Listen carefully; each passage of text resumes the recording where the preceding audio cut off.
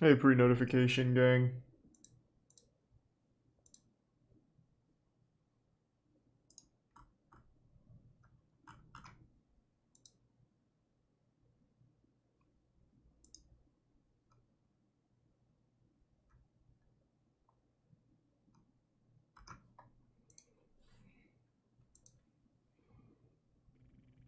Thanks to the resub.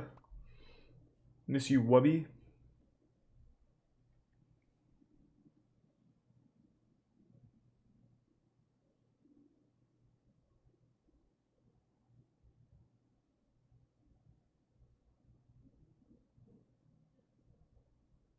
Are we slapping today? Oh yeah, I'll pull that up.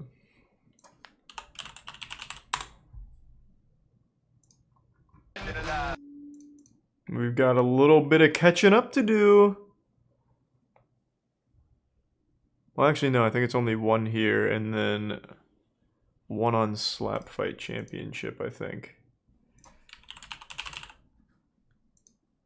Let me double check.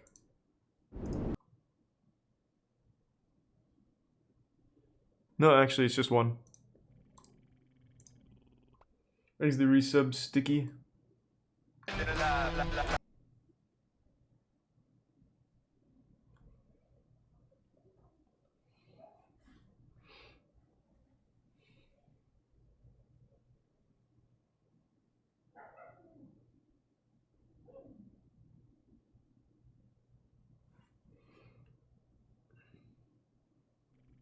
Thanks to the resub, Tylor.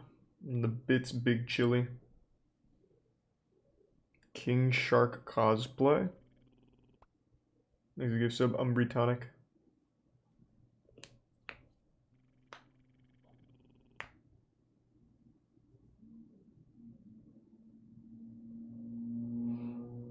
Yeah, I'm all caught up on Tokyo Revengers. I'm real into it. I think it's very good. I've been enjoying it a lot. Thanks to the Prime Chaos Hammer. Yeah, I'm so upset Cola didn't get in right now. We have one more fucking chance. I don't understand where all of those last second votes come from. It is really upsetting. Thanks to Tier 1 Fungus and the gift sub BPD.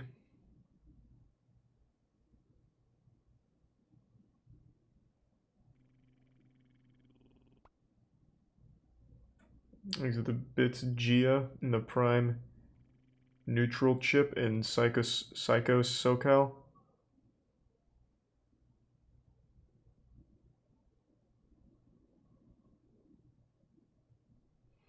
Cola didn't get in the last wave today. Just barely fucking missed it because everyone jumped up 30,000 votes out of nowhere at the last second, so hopefully we'll get in on Monday. I'm gonna try and put a lot of money into it myself to try and help out. I don't really know what else to do. It's really upsetting. These are the resub Edgelord Style, Fresh Soggy, and Tyra in the Tier 1 E-Bowl. Yeah, I fucking hate cherries. Cherries suck. Thanks to the resub Scar and the resub Skill. Hope you're having a good night.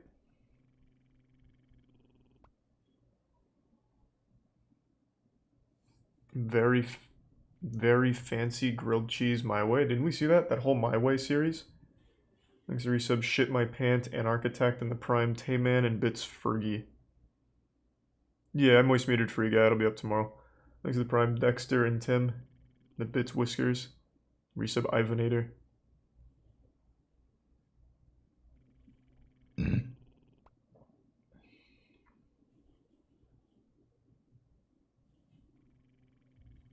Have you been following the Titanfall hack saga? No, I haven't. Thanks to the resub Bruga. And good, that's good to hear, Marina. Thanks to give sub Tempest.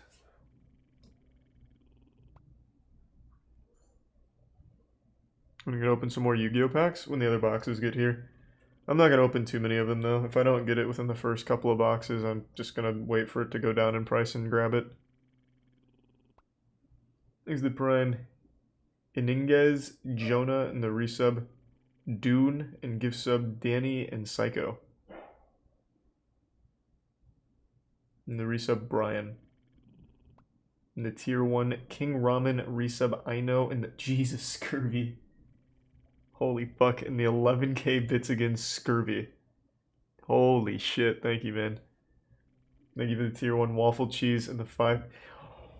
Oh my god. The 5 gift subs Rigsy. And the bits Frozzy.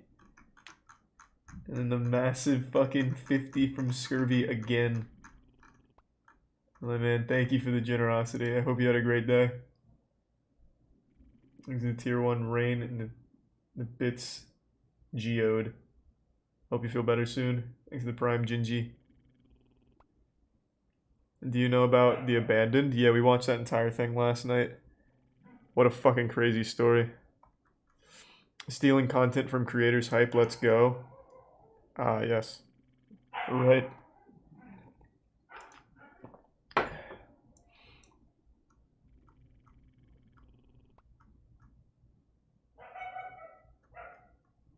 All you recommend is the Harry Potter video to watch. That's all 200 messages are just recommending Harry Potter is the devil.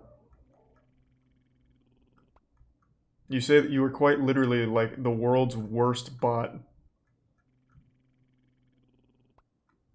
You've been doing this for 6 months. Holy 8 months. Holy fuck, Yamine.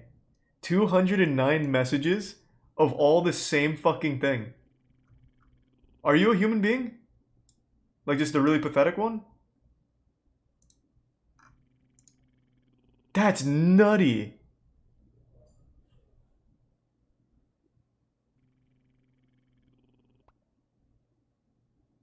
Over 8 months. And I'm still not watching it. Thanks to the resub SoCal, Surgeonor, Subly, and the gift sub Jake, and Chick-fil-A.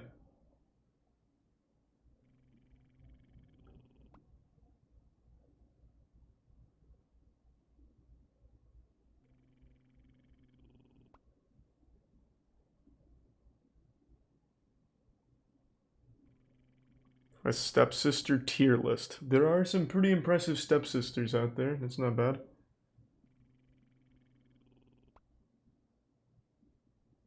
There's a tier 1 Daniel and the resub Marie, Evan, and gift sub Dreadnought and resub Chubbs. Disney Golden Oaks. Wasn't that on Defunct Land? Name sounds very familiar.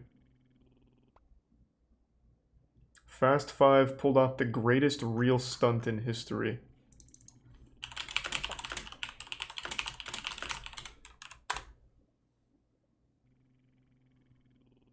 Did they actually do this safe thing? That wasn't CGI? That's kind of fucking nuts. Thanks to resub Logi.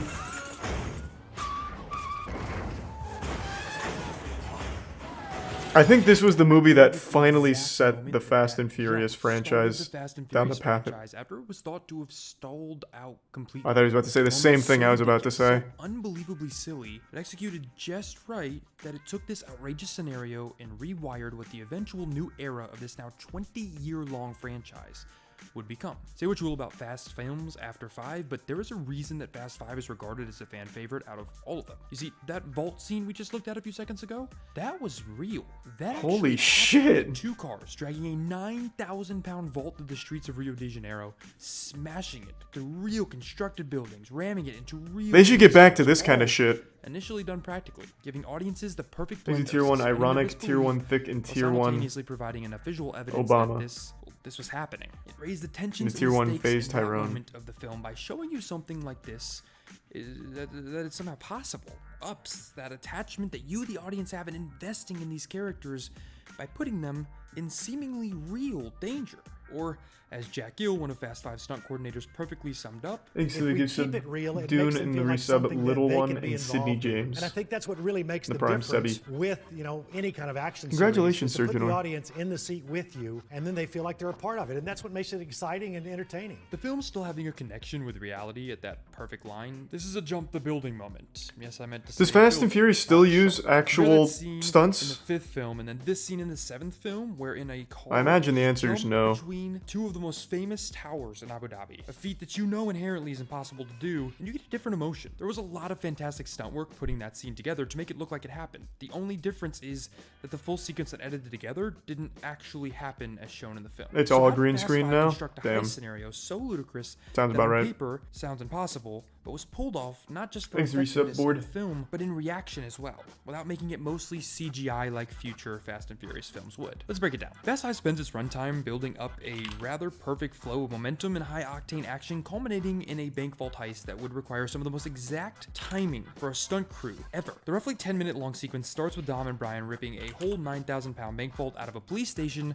with two twin Chargers. Once free and outside of the police garage, the brakes aren't pumped on the planned action as the first turn out of the garage tosses the momentum of, again, a real 9,000-pound vault, flying past cars behind. I imagine the you can roller only coaster do concrete this barriers one while the camera time. moves along a dolly low to the ground, almost being destroyed by the vault rolling right on top of it. The fact that this was the only time they took a guess as to where the camera may not get hit, since they would have no clue where the force of the rolling vault would crush it, is pretty remarkable. Exit But Prime I Jack and digress. Reset The main David. intermediary chunk of the sequence follows the cars. no, I drag haven't the heard of vault that, through the Daniel. streets, right Sounds through cool. bus stops, cars, buildings, you name it. Things that in real life would affect the movement of a vault or these vehicles. For each of these setups along the way, they went and built real structures with the intent of having them destroyed. That means that one little mess up could cost the production thousands, if not millions, to set it all up and rebuild it again. There was very little margin for error. Luckily, Yeah, I imagine there's only shooting the one sequel take you can leaders really of do Django of it. Frontier began planning and practicing the exact dimensions of where everything needs to be upwards of 3 to 4 months before filming.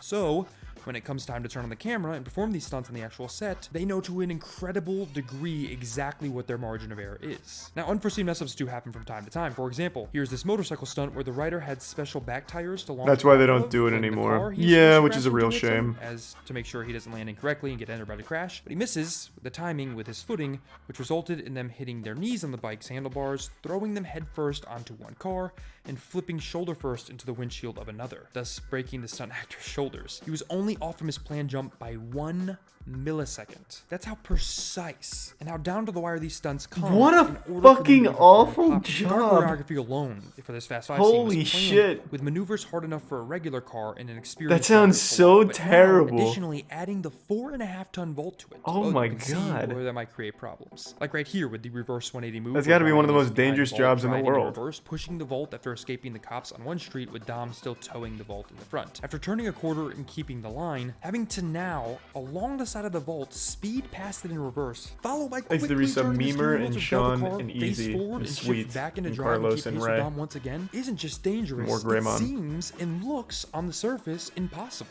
And that's what comes across on screen.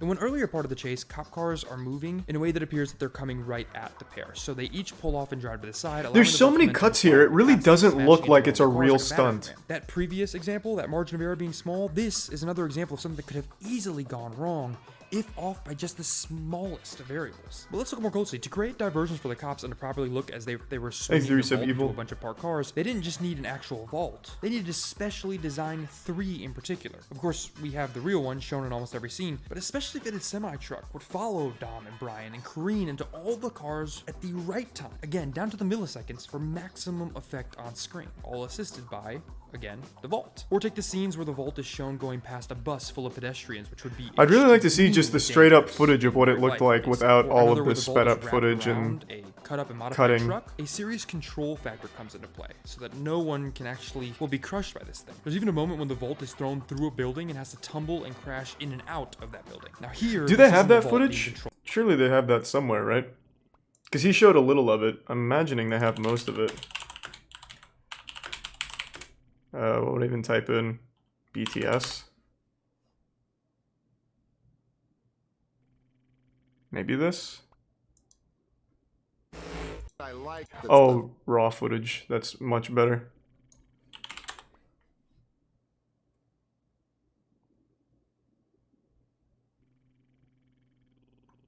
Well, that didn't work. Thanks to the resub rhymes and Ender Tracker. Yeah, we watched the Little Life lessons with Lewis. It wasn't that good though. On set.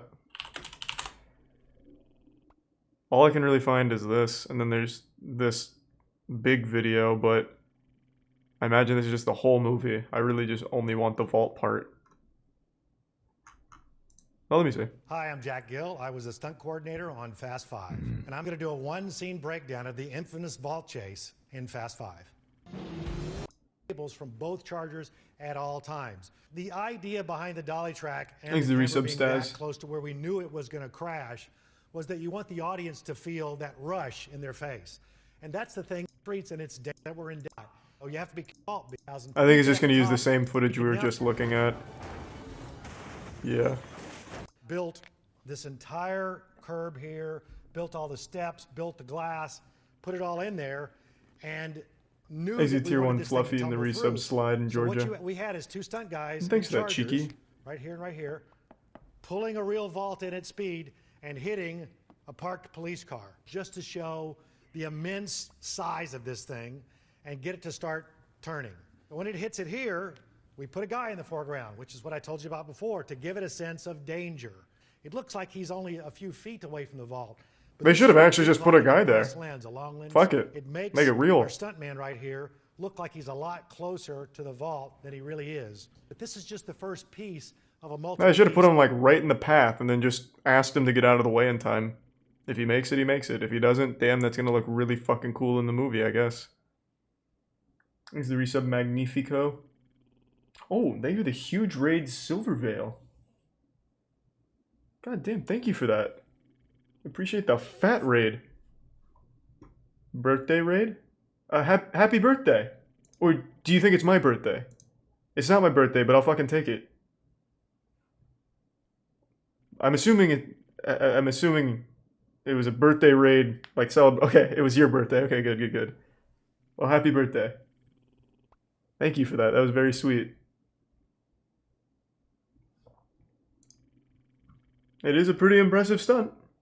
Controlled by a semi-truck, like in the example before. That's done by constructing a real building with people inside and a ram that would push the vault on a track to propel it across the entire inside of the building, while the people inside... Kind of like in were Terminator so they 3, I aren't know they did pushed something to death. similar. But again, not everything goes as planned. Another example of this are the oversights that happen all the time on that's set. so wholesome. Thank you, get there and Silvervale. You don't realize that you didn't I think really of appreciate certain that. Thank you for the kind things words in the raid. in rehearsals or in planning, they weren't practical enough for you to notice until it was right in front of you. Like the fact that the stunt driver in that truck we keep talking was about super was dealing sweet. with temperatures around 190 degrees. door This is of causing the fate driver to shall pass open. out in the car as the heat was I've unbearable. been The first waiting solution for was to you, fill it with dry ice to cool off friends. the interior, but that brought a new problem. Thanks to Dry resub ice sucked up all Toblerone the and oxygen, Zay and the meaning Prime now Corgi. the driver wasn't just Give some cold, forearms. he couldn't breathe. So on top of all that, they now had to add a special tubing system, leading the fresh air outside into the vault so the driver could breathe while driving. So Not the much first thing effort that into comes this. Big finale Now of it's the just heist ended CGI. with You face can have off like the 9 bridge, college where now students it's do just this. Dom It dragging looks like safe. shit compared to In an this. attempt to spin the car around and drive headfirst at his pursuers, this 180 move here was planned to the exact measurements with such a small window that there was literally no room for error at all, according to the stunt coordinator. Not even an inch. After that, as Dom is taking out the cop cars, Thanks one to car resub gets Steak and completely cut in Spidey half by the and tethering Storian. cable. That car had a real person in it who had to make sure they ducked at the exact right What? second, else he would turn out just like the car did. Wait, In the end, what when the Volt's momentum fuck? rips the Charger into the air, they used cranes. And in the end, Is that, like, you can do that? Because if this guy, like, for some reason was a little slow, he would have just absolutely been decapitated. That's okay. Like, in the sake of filmmaking, I had no idea you could put the actors in that much danger, like the stunt team. Oh my god. Wait, that's nuts. I know, like, older movies, I remember they used real people in, like, a helicopter scene where they're gonna try and, like, chop people with a helicopter or something. Or maybe I'm misremembering. I remember there were stunt people who died in a helicopter stunt where they got, like, fucking chopped up by the blades or something crazy.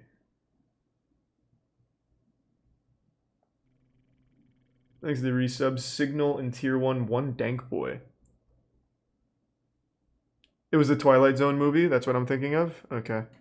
Yeah, this is nuts. I had no idea you could even put somebody in this kind of harm. Fuck, that's wild. Thanks to the gift sub, Dank Boy. second, or else he would turn out just like the car did. And in the end, when the Volt's momentum rips the Charger into the air, they use cranes to pull the car as the driver jumps out with milliseconds to spare. All of this is insane. Thoroughly planned, technical, and practical work. For a I mean, scene it that did lasts pay just off. shy of only This 10 is minutes. considered Imagine what like the goes best into Fast the and entire Furious movie's movie. runtime. Film stunt coordinators were told this wouldn't be possible to pull off this bank heist scene here, but they did it. This was real, with real stakes. If anything went wrong, well, those stakes would come to fruition. Aside from a few injuries and some last-minute fixes to unforeseen problems, the crew of Fast 5 was able to immerse the audience by not telling you that this can be done, but by showing you it can be The done. before you filmmaking even really imagine betrays the that something like impressive this nature is of or is this, not because I possible. thought this Whether was you enjoy the absolutely Fast fake. franchise or not, you have to respect the hard work that was put into creating the realness you see on screen. The authenticity, as much as you can call it that. Obviously, these are still stunts. And while these films may not always be my particular cup of tea, as someone who respects the process, That's really cool. I had no idea. They need to fire whoever films these movies, though. Because if they're doing like real shit like that vault, they cannot have 9,000 cuts just from shifting gears. Because, I mean, you'll have Paul Walker in that movie, and he'll like look down, it'll cut to his hand on the shifter, cut back up to Paul Walker, cut down to his hand again, he'll slowly shift back to Paul, back to gear. Like, it's awful. Like, I really thought that was a very fake scene. Super impressive that it's not, though. Hey, Freddy, thanks for the resub, man. I hope you're doing well. Thanks to Tier 1 Captain Crunch and the resub 0 and the Prime Meccan. Yeah, Deadliest Warrior I used to love as a kid.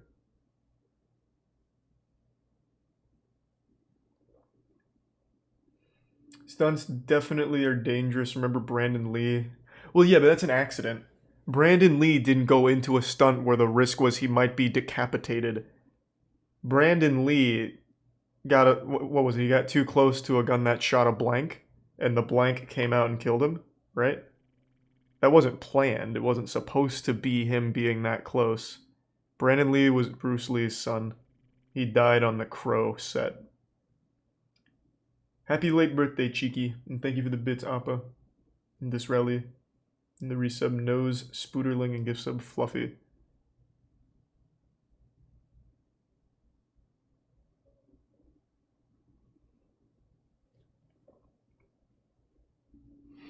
It was meant to be a blank, but it was real. There's so many conflicting reports. I heard and read that it was a real blank, but what people don't understand is even real blanks have like a small projectile that come out apparently, which I didn't know. And maybe I'm wrong. Maybe I read some fake fanfic. I couldn't tell you. But from what I understand, blanks have a small projectile that comes out at the very tip. So maybe that's wrong, but that's what I read with the Brandon Lee death. Thanks to the 5 gift subs, Tease. I hope you're doing well. I'll look it up real quick.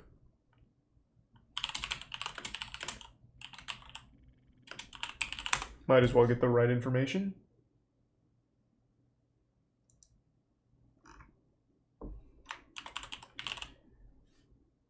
Blanks have a cardboard tip on the end rather than a lead one, so that any impact the bullet would have once fired from the gun would be minimal, if any. During a scene in which a victim looks down the barrel of a gun being loaded, it was discovered that there were no blanks on set. In an effort to save time, the prop guy took live bullets from the car and modified them into blanks, also creating dummy rounds which don't have gunpowder but kept the lead tip to be used for close-ups. Unbeknownst to anyone on set, when the dummy round was loaded into the gun for the last shot, the lead tip got lodged in the barrel. So that's what happened. I wasn't necessarily fed wrong information about blanks having a small projectile because it looks like they use a cardboard tip, but that was not what happened here.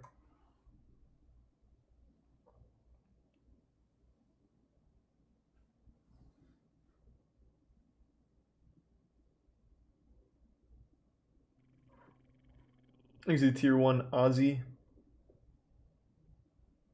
No, I didn't hear any of those conspiracies, vegan. And yeah, that seems to be right, Zero.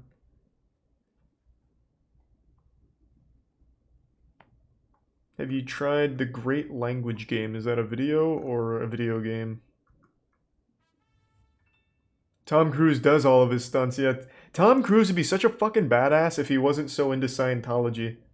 He's like a really nice guy on set, apparently, real nice to the staff. He does all his own stunts. He sometimes finances movies out of his own pocket. Like, he seems like a fucking cool guy. And then he's like literally shaking kids down for their lunch money at the Scientology church. Unlucky. Thanks to the resub, Carlos Santana. And maybe Dank Boy. I've played War Thunder before. It's pretty fun.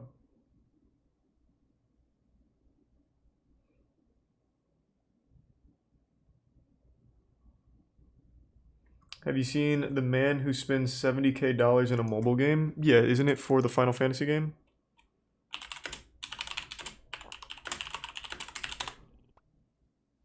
Yeah. Oh, it's not Final Fantasy, it's Fate. That's what it was. I'm sorry to hear that, Quasimodo. Well, I hope it's fixed now. Hope it's all good.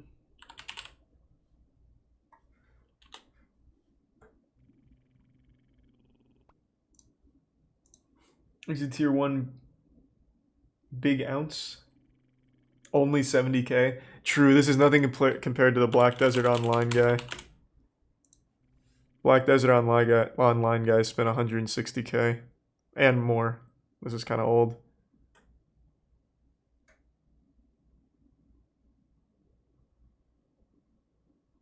Thanks for the gift sub, Edster. And the resub, Aaron. Oh, Aaron.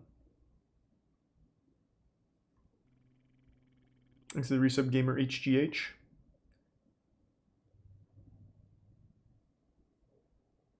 Have you seen Taken 3 jumping over the fence scene? Yeah, everyone's seen that. This is the gold standard for, like, shitty modern movie making techniques.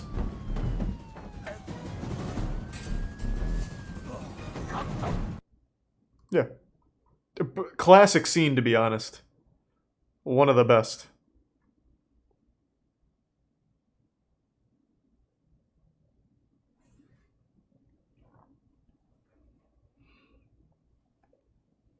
It's 18 cuts in 7 seconds, if I remember correctly.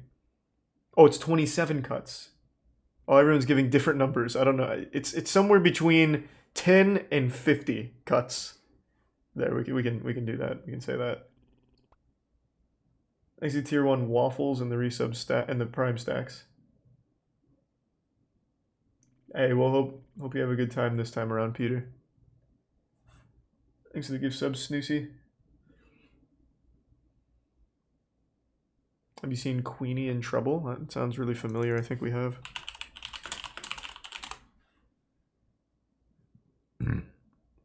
This? 1930s? Killer Queen, the prime dentist in clothing. How about a little kiss? The door is locked and you can't get out. This is just making me feel weird. I didn't like that at all. That was uncomfortable. That was fucking weird. Is the prime knight in the resub Garnome, gift sub Pierre. I think I say that about everything that's old though. Like if something's pre-1960s, me watching it just makes me uncomfortable. Like my skin crawls. I just don't like it.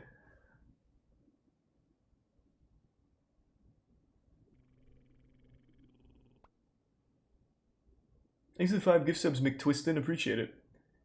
Have you watched 4 levels of grilled cheese? I don't know. I'll check it out. Thanks to the resub. Abraham Lincoln, the prime Benson.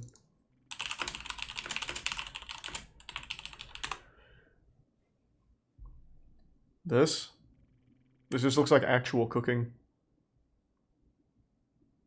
I only liked shitty cooking for Just Chatting nights. They look talented. No Jump King? I don't like Jump King, man. I think it's boring to play and watch. It's just not for me.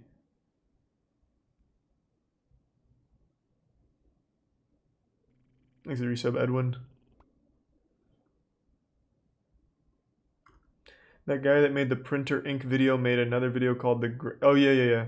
I know that one. Thanks for the resub, Nova.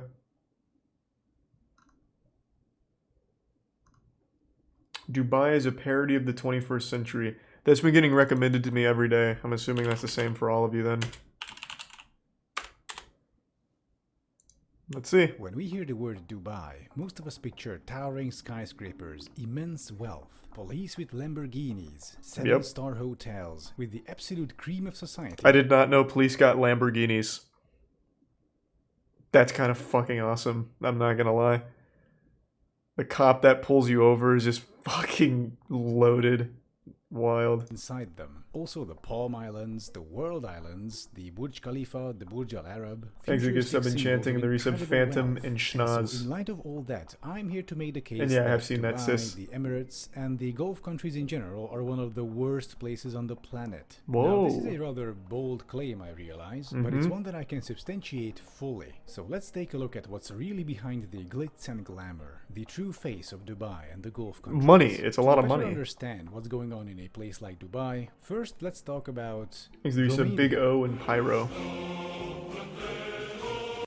In the decades following World War II, Bucharest, the capital, came to face the same problem as many Eastern European capitals did at the time. As urbanization increased and huge residential areas were built out, the need arose for new, high-capacity public transportation. And so Nicolae Ceausescu, the Here's a tier 1 dictator second of goose. Romania back in the day, gave out the order to construct a metro line. And so the engineers created a line proposal and presented it to him. And then Ceausescu was like, "No, I will design the route personally." And so the He former seems nice. shoemaker assistant, who also called himself the genius of the Carpathians, I am not making this up, sat down and redesigned the entire metro line to have it run along the river. Have you seen Big O? underneath. I think so. Yes, along. But Nicolae Ceausescu's wife, Elena Ceausescu, a former textile factory worker, also got her fair share of planning. Reportedly, when the planners presented the final version of the metro line to the Ceausescu couple, Elena Ceausescu reportedly asked why the metro would stop inside the inner city at Piața Romana, inquiring And this all what kind ties of into factories Dubai? there are. The planners told her there aren't any factories, but there is the Bucharest University of Economics where there are lots of students. Hearing that, Elena Ceausescu reportedly said, "Students? They've gotten fat. They grew a belly. They should walk. No station at Romana, let them walk." And so, since Nicolae Ceausescu added nothing to that and nobody else dared to oppose his wife, the station was axed from the plans. Damn, But of course, rough. everyone outside of the dictator power couple knew that this was fucking stupid. And so the engineers, having enough foresight, decided to build the station in secret, banking on the fact that they would need to build a station there anyway Thanks to due to Resub future Park. public pressure. And they were correct. The end result was this ridiculous and dangerously narrow station, since the engineers couldn't build a normal station hall, since they had to disguise their little secret project as regular tunnel boring. And so the moral of the story is, smooth brain dictator plus construction equals dumb shit. And boy, what Pretty a cool, perfect though. segue this is to the video's actual subject, Dubai. Yeah, what did that have to do with Dubai? It just seemed like a really shitty The city subway. of Dubai is a fucking joke. It's a tasteless parody of everything wrong with modern humanity. And so why do I say that? Let's go through it, shall we? Thanks to Resub Legionaris. Now, Learning in more about video my country. Are you from skyscrapers, Dubai? I have already talked about the Burj Khalifa. It's a big dumb tower of glass and steel stuck in the middle of the desert, serving no other purpose than a petrodollar-fueled dick measuring contest. And the building Thanks to even Prime has its Pusk. own poem about itself. Like seriously, how pretentious can you get? I am the life force of collective aspirations and the aesthetic union of many cultures. I see. Oh, this is so sweet, though. What the hell is that noise? Oh no, it's the poop trucks. Yeah, did you know that the Burj Khalifa isn't connected to its sewage system? So every single day a huge line of poop trucks have to queue up next What? to the building and suck out all the poop. So it's like a fucking RV? Wait, are you... Why? What? Hold on, I have to fact check that. I'll just do septic trucks.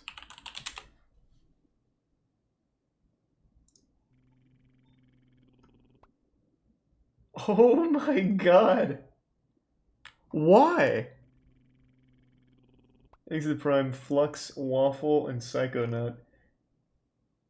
Yeah, they're transporting 7 million grams of shit a day.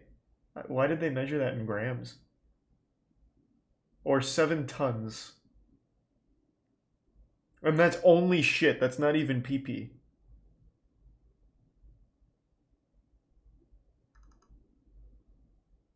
That's fucking wild. That's so much shit. Thanks to the resub Gigas and Showtime.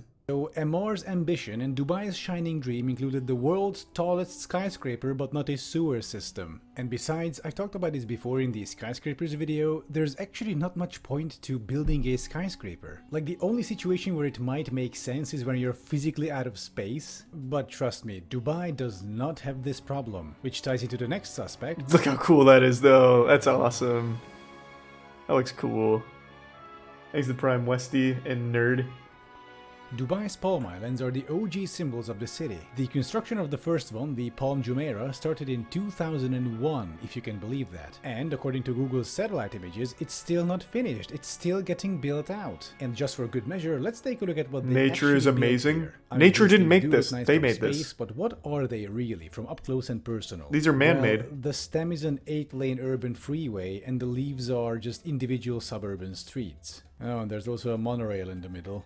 Oh, and between The Point and Nakheel Mall, there are no stations. So then, how do people living on the leaves get on this thing? Well, it's a rhetorical question, of course. Just like the real suburbs in America, this thing was built around cars. And the second palm, the Jebel Ali, will be more the same. And then there are the World Islands, of course, which are just a complex of tiny islands for the ultra-rich. We watched this one. And oh my god, this looks outright post-apocalyptic. Thanks to Jesus Resub Little Christ. Lamb. Oh, and there's a third palm under construction if the two weren't enough. Oh, and by the way, the sand they use for the palms is not desert sand. They can't use it because the grains are too big. Instead, they have to get the sand from the seafloor. And they achieve this by sucking it up with these big tanker ships. And also annihilating acres of marine life in the process. Yeah, Oh, but and it by looks the way, cool. These palm islands were built on top of natural coral reefs, which they just ended up basically burying. Oh, and according to NASA measurements, all these islands are sinking at a rate of 5 millimeters per year. Wow, not And bad. by the way, have you heard about this thing called the rising sea levels? No, it's Environment fake. Agency Abu Dhabi, under the That most doesn't severe exist. climate change scenario, nearly all of Dubai, including Thanks to the Tier Palm 1 Islands, Marauder and would be Tier 1 Malachi, underwater. the prime Alright, so let me potato. get this straight. You had all the money and power in the world to create anything, and you have paid money to annihilate a coral reef to build a sinking suburb on top What does of that it. mean, Uncle? Perhaps I treated you too harshly.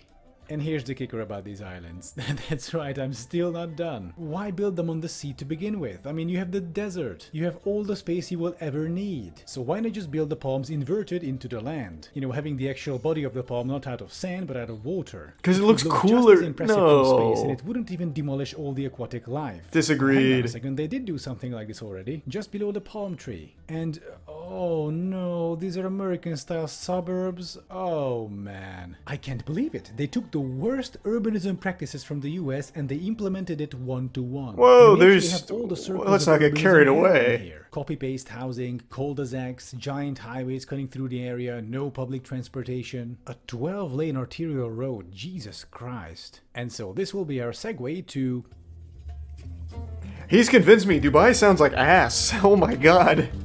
What the Dubai's fuck? urbanism in general is just complete bonkers. It's kind of its own little bubble, really. A don't- strange little that rich doesn't people's sound very dystopia nice. in the desert. Take a look at this arrangement. Two sections of skyscrapers separated by a 20-something lane freeway, and behind it a bunch of Thanks to cul-de-sac the suburbs and resub, Saxy. golf courses. And thank you It's for the this bit zero. strange mixture between Futurama and evil Los Angeles. And this just makes me feel so You just had a frustrated wedding in because all Dubai and that they money cleared and out a all that building power, and they could have streets to done make so way for much poop more and trucks. So much better than this. The way I understand That's it, amazing. the main motive behind building all this flashy stuff was to Wow. try and increase tourism, to help the Emirates economy transition away from oil revenues, which is, you know, fair enough. But then why not build something truly unique? Something that isn't just a big dumb tower of glass and steel, or a couple dozen suburban streets on sinking sandbanks, or gigantic malls or golf courses. Imagine a city with full-on historic Arabic Golden Age architecture with modern elements. Oh, Okay, that- this is concept art from Diablo 3, but Horrible, it looks horrible. I have seen skyscrapers, malls, Oh my god, what a suburbs, piece of shit. urban freeways, or I don't golf even see a courses poop before. truck. What I haven't seen is a historical or at least historicist Arab city. That would be a great way of spending all those petrodollars, or at least a better way, I would say. And that might even attract a more quality crowd instead of the oligarchs, trust fund babies, and nouveau-riche idiots. Okay, that's a bit unfair, but Dubai right now is not exactly a haven of intellectualism, so to speak. By the way, did you know Nowhere that only is. 10% of the Emirates population is actually Emirati? The other 90% being immigrants and expats. Well, actually, they're all immigrants. Thanks to the It's just resub that butter white and people came up prime with this word Paris. expat, so they don't have to call themselves immigrants abroad because that word is reserved for brown people. He probably is Speaking zero. of which,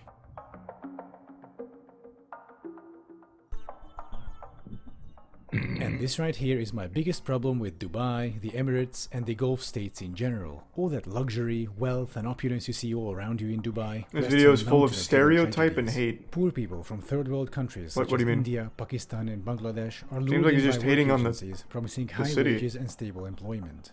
People take loans from friends and family so they can cover the costs of their travel and work visa, usually more than $2,000, despite Emirati law requiring the companies to pay for those. Upon arrival, workers' passports are often confiscated, essentially trapping them inside the country. Workers are forced to work up to 12-hour shifts, up to 7 days a week, for $175 per month on Wow! average. Wage arrears are common, Big bucks. many workers not receiving money for months on end. To quote from a Human Rights Watch report, the impact on workers whose Nigga wages are Prime withheld for Larry? even 1 Reset month Burger is very King. serious. They immediately fall into arrears on the debt they owe recruiting agencies in their home countries. They incur additional interest, and they are unable to send money home for their families who depend on their income earned in the Emirates. In some cases, the non-payment of wages means that workers do not have money to buy food or basic goods and end up borrowing money just to survive. The COVID epidemic only made things worse. That and the oil price crashing left many workers jobless. Is there some Consequently, many were kryptonite? abandoned by their former employers. They now spend their days in half-abandoned worker camps on the outskirts of the city. Only volunteers and their food donations standing between them and starvation. Jesus Christ. What does that mean? That's a Fed you just mentioned now, Charlie? What is it? I don't... What's that in reference to? That's a Fed. What are you talking about? I was gonna look something up though real quick. Thanks for the gift sub, Drifter. What is the average salary of Dubai? Because maybe $100 a month is good. Wow! The average salary in Dubai is 17,000 per month. That's of AED, so roughly 4.5k a month USD. Oh, wow. That's pretty good.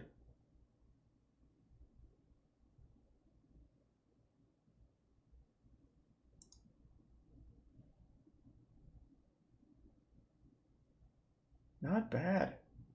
That's just for like a normal entry-level job in Dubai. The average is roughly 4.5k USD a month, according to this report, which is AET International.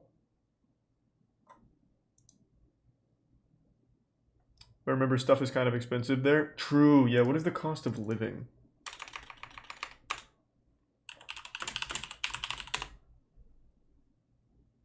Cost of living is single person monthly cost without rent, roughly $1,000. To be fair, that's not horrible. That is not bad for the average salary and the cost of living. That isn't bad. I thought it was going to be like a lot more. But I guess with rent it could really pop off.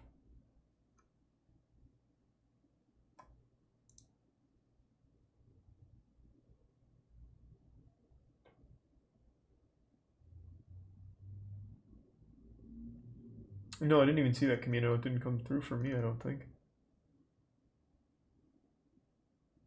Oh, you're right. I didn't see that. So they get that impounded and converted.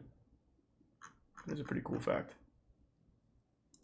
Dubai is such an interesting place. After watching this video, it seems like a place I would hate to live, though. If I have to wait for the poop truck to come around. And if it's sinking. Doesn't sound optimal. Thanks, 3 subplex. You gonna paint your nails like Ludwig? I didn't plan on painting them. And I can't click links mercenary. Just tell me what it is in the chat. A Guardian article quotes a construction worker called Hassan. He says, "Guests on and off visit Three and give sub fuego. something, but when nobody comes, we have to starve. We have nothing." All this just a few kilometers away from the 7-star hotels, the world's tallest Wow, look at that. skyscraper, the world's biggest mall, and the golf courses for rich foreigners. According to the estimates of the Commonwealth Human Rights Initiative, between 2012 and mid-2018, more than 10 Indian workers died in Gulf countries every single day. And these are just the Indians. In addition to that, a Jezebel article goes on to say that at least 2 Indians commit suicide every single week. in Holy the shit. Emirates. A number, they say, that is simultaneously both shocking yet Thanks to unsurprising. resub They show spikes. photos of the accommodation and the tier workers 1 have to Phoenix. endure, unfit even for animals. A harsh contrast to Instagram's parallel universe. They call this system modern slavery, and I'm afraid they are correct. This and the previously mentioned issues, but especially this, is why I hate the Emirates and especially fucking hate Dubai. The city of Dubai is a fucking joke, one that's unusually cruel. It's a twisted parody of everything wrong with modern humanity. I'll leave you with a poem from Bertolt Brecht, written in Well, leave me with a Burj 1935, Khalifa poem. titled Questions from a Worker, who reads, Who built Thebes of the Seven Gates? In the books you will Thanks to read Prime names of Marsala. kings. Did the kings haul up the lumps of rock? And Babylon, many times demolished, who raised it up so many times? In what houses of gold glittering Lima did its builders live? Where, the evening that the Great Wall of China was finished, did the masons go? Great Rome is full of triumphal arches. Who erected them? Over whom did the Caesars triumph? Had Byzantium, much praised in song, only palaces for its inhabitants? Even in fabled Atlantis, the night that the ocean engulfed it, the drowning still cried out for their slaves. The young Alexander This is a conquered poem? India. Was he alone? Caesar defeated the Gauls. Did he not even have a cook with him? Philip of Spain wept when his armada went down. Was he the only one to weep? Frederick II won the 7 Years' Hey, War. thanks for the long time of Who watching, else won Cobb. it? Every page a victory. Who cooked the feast for the victors? Every 10 years a great man. Who paid the bill? So many reports, so many questions. Thanks to the Prime Alpha Jack. Thank you for That watching. wasn't a very cool I'm poem. sorry the video took such a dark turn in the end, but as I was looking up stuff for Dubai for the video, I kept encountering more and more just alarmingly fucked up information. Like, Jesus Christ. Anyway, thank you for watching once again, and please like That and was subscribe if interesting. you haven't already, and do I didn't know anything about Dubai. And now I don't know anything about Dubai, but I know a lot of fucked up stuff about it. I imagine pretty much everywhere in the world has a similar story to its creation. As sad as that is. Thanks to Tier 1 Gurun.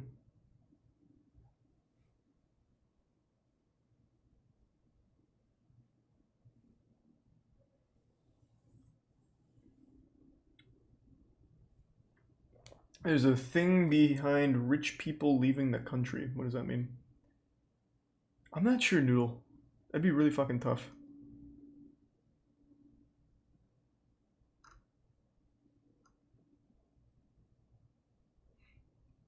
Lawns, crimes against the ground. What the fuck? Is that a suggestion?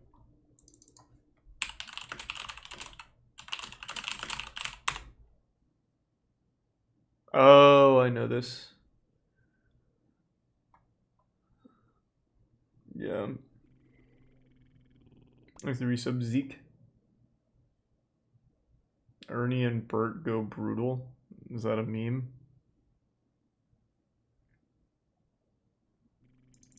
Hopefully it's not a meme. I'll give it a try.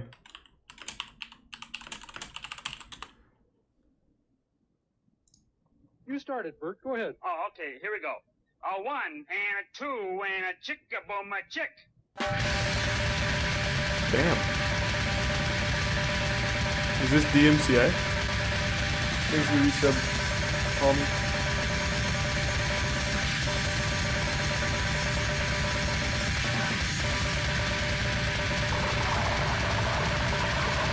That was cool. They did go brutal as advertised. Not wrong. Thanks for the resub, no idea. And Alpha Chad Mail. World's biggest TP.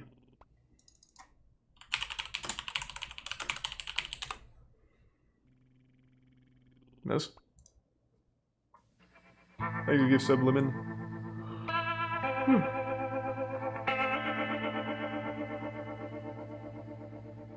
It doesn't look that big. I think I've been clickbaited. Is this your video? You just lied to me? Wait, this is the whole video. Thanks to the resub as CEO official. I've seen the Tom Cruise plane stunt.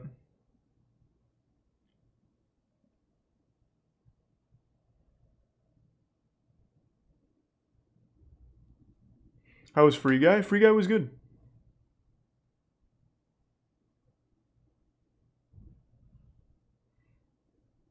Dad accidentally gets stepdaughter pregnant. That does sound pretty wild and wacky, But I think I'm going to pass. The biggest Sasquatch TP I have ever seen from Colorado Bigfoot. Wait a minute, what the fuck? Is that where Sasquatch has been hiding?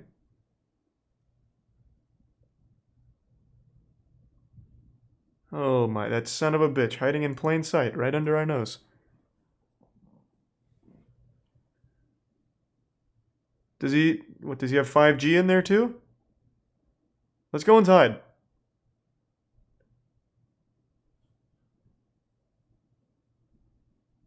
These transitions are pretty nice. Keeping it moving very, very high speed.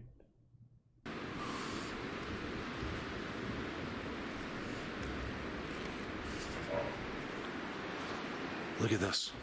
Wow.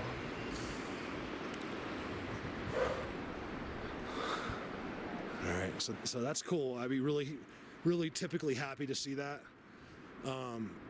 What does that mean? But The first X? what's behind me? It's something really special, you guys. It's something really special. I just want to walk away from that TP wall while I'm pointing my camera backwards. He's a prime A lot of Mitch. stuff seems to happen behind me. You guys, wait till you see this. Let me see it. Yeah, I'm working it up because this is crazy. This is something I have never in my lifetime seen or expected to see. God damn it, just show me it, Hank. You ready for this? Thank you, Hank Schrader. Whoa!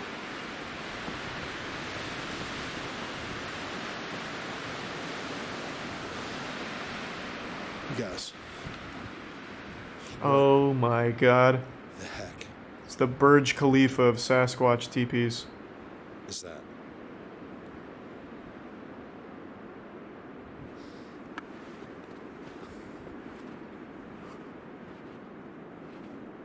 Jesus Christ. Knock. Maybe he's home. Or maybe this is just where Radagast the Brown This lives. is an amazing thing. I'm not going to have to convince even the biggest skeptic of this. Convince me of Look how what? Straight. Every single one is. Not one of them is cut. They're all broken. This is an amazing thing. I told you this place was special.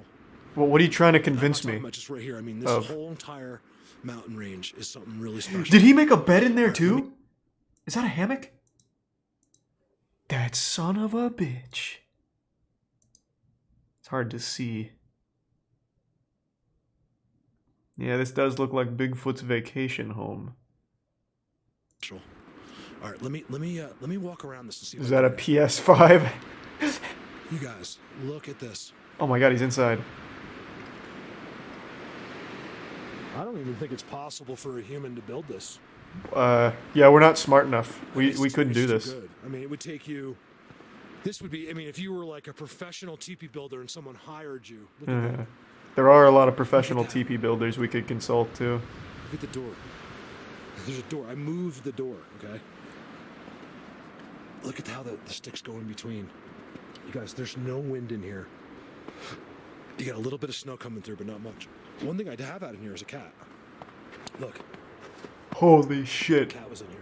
Bigfoot tracks. Wow. This is the most unbelievable structure I've ever seen. So I'm going to sit here for a little while, and then I'll film it one more time when I get out. This is the most That unbelievable cat is structure you've walking ever all seen. around this teepee. It's made of sticks. There's disturbances all over from the cat. It's crazy. I wonder why he went in there. You think he Auxiliary actually took Sub cover in Meister, Frosty Doom, and Tyler. there? Everywhere. And Scab. Cat. And when he came on the outside too. Probably You vegan. guys, look at this. Numberjacks. Okay. I mean, they really went crazy with that. That's where you know, it's just impossible for a person to do that. Not to mention to get here. I think this is an area. Maybe not right here, but not that far down. Like if you went more like a mile Is this down, satire? That's a good where question. Someone could come through at some point. I feel like at it some point in might history, be. Someone walked through there, probably just checking out the forest or hunting or something. Let's see. Colorado Bigfoot. Well, actually, what do the comments say? Maybe a storm shelter or a ceremonial place, like a birthing hut. But are we still talking about Sasquatch? Like this is maybe a storm shelter that Sasquatch built? Why would he make that? This is the most magnificent structure I've ever seen. Could an architect even build one as good as this? There's not a whole lot of faith in architects, I suppose. Why do we assume that it was Bigfoot that built this? This could have been anyone. Or anything, if we want to. This could be, maybe Slender Man lives here. Like, Pixies, even. Why are we jumping to Bigfoot conclusions?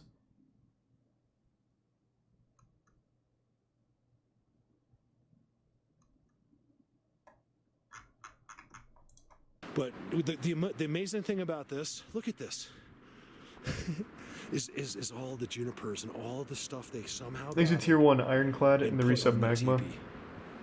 Yeah, I guess not magma. Look how straight all the logs are. Every single one of them is just perfectly and straight, and they did all the stuff inside. That's an amazing. You could turn that into a home. I mean, you could put a tarp on the outside or the inside of that. Light a fire. You smoke could. Goes right up. You could live all winter in there. Be boring, but no cell reception here. And then the most amazing part about that is, that teepee over there. Yeah, there's 2 teepees. Game trail comes up here. Yeah, it's a whole neighborhood. That's how I actually kind of walked over here. Bigfoot neighborhood. I was so amazed by that elk. So 2 teepees. I'll tell you, you know what this is?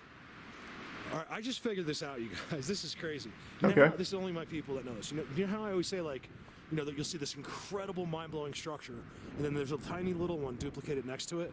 I'm telling you, this was the adults. This is for something. This isn't so they live in there, guys. I don't believe it is. It might be. Let me tell you, I was sitting right against that wall for about 10 minutes. Nothing happened whatsoever. I heard no noises. Well, yeah, what? They're not come fee-fi fo-fum and blow the house down or anything. There's no wind in there. There was no snow. There was no real snow, I think, except for the snow that blew through. Just a little dusting. Thanks, Prime Drake, in the resub at Brick in 4-5. Place to sleep.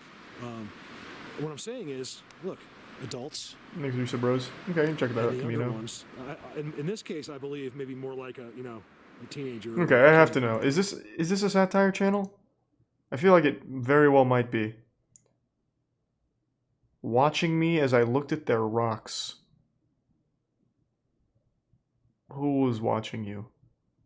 Bigfoot? What, do you have binoculars? Or like the NSA? You know why I know? Watch this. A person might have done that, but they would never do that. You just wouldn't. After doing all these giant rocks, you would never just go get those 5 right there. You just wouldn't. But Bigfoot would? You cannot see. Weather has taken over, has washed out wherever a rock used to be.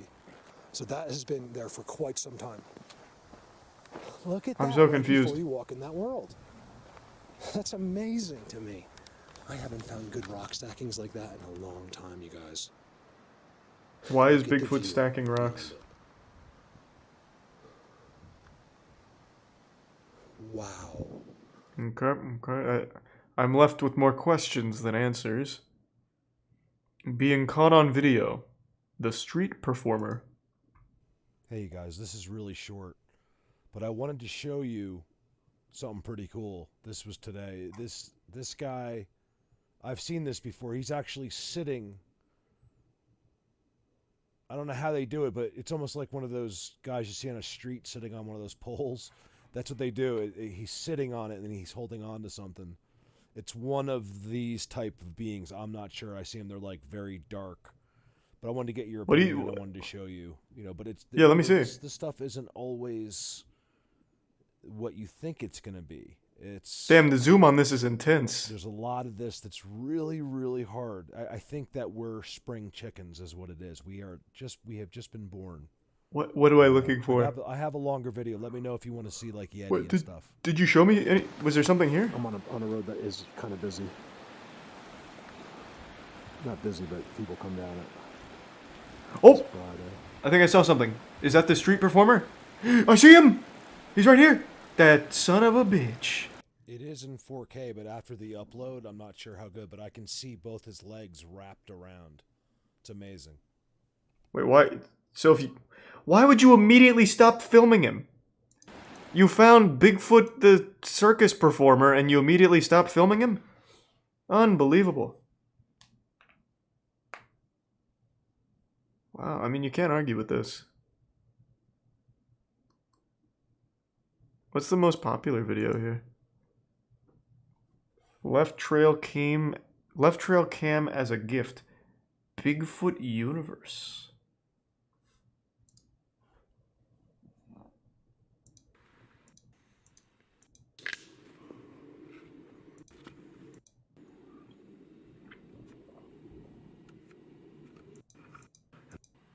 This is a confusing angle. It's just different. Everything is changed, right? They've added all this stuff, but they're so quiet. Okay. This guy's not very good at hunting Bigfoot. Unless, well, this is 20 minutes. Yeah, I prefer the guy who hunts pixies. Thanks to tier 1 Whoop, and the Prime Burrito, and the Resub Rose. Okay, what was it? Numberjack?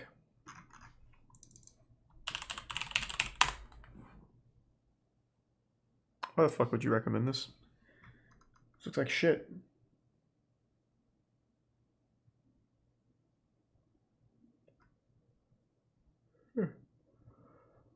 I can't. Alright, let's look at the supercar thing.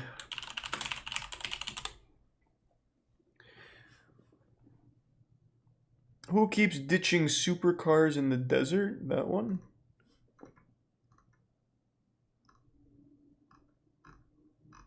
Which one?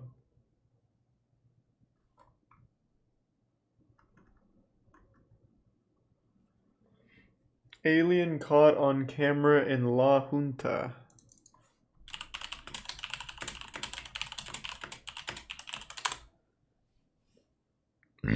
Oh my god, that son of a bitch.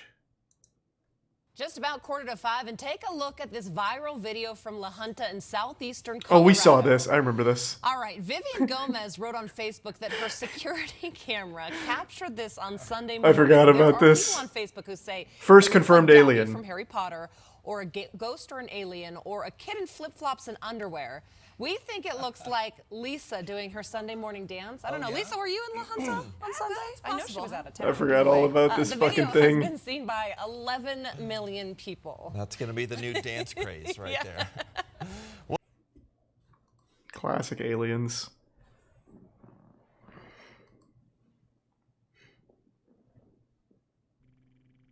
It's my dad going for a walk.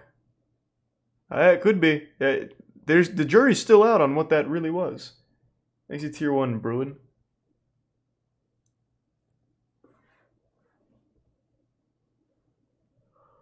Amazing ways to balance coins. Ugh. Thanks to the resub Dr. Squatch.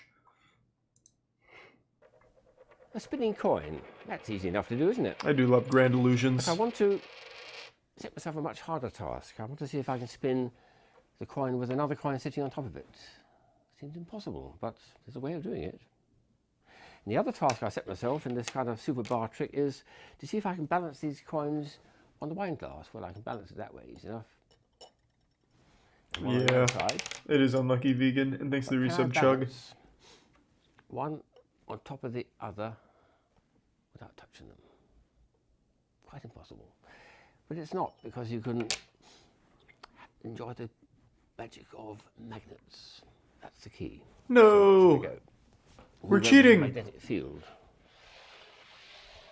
Have I watched Phase K We've got response here two video? very strong, No, very actually. robust magnets from the Magic Penny Kit. They're steel encased. Here they're pushing each other away, and then they come together. They're strong magnets, but they're quite safe too. I like their Oh, robustness. it's who keeps ditching supercars in the On here, deserts. on the Okay. ruler, either side of it, we've got a nice aerial magnetic force there. So for the first trick, Thanks to tier 1 420 spinning Rex. coins, we set up a jar of coffee, and we're going to see if we can get this to spin. That'll hang very happily. Very nice. Okay, so it's the supercars in the desert.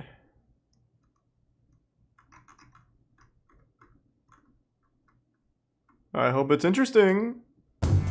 What if I told you that halfway across the globe, there are hundreds, maybe even thousands of abandoned Chocolate. supercars Milan. slowly decaying in the desert. Chocolate's my favorite in flavor. parking garages, He's in a pound tier 1 lots, dude and guy. even on the side of the road. These cars were just ditched and forgotten about. But why?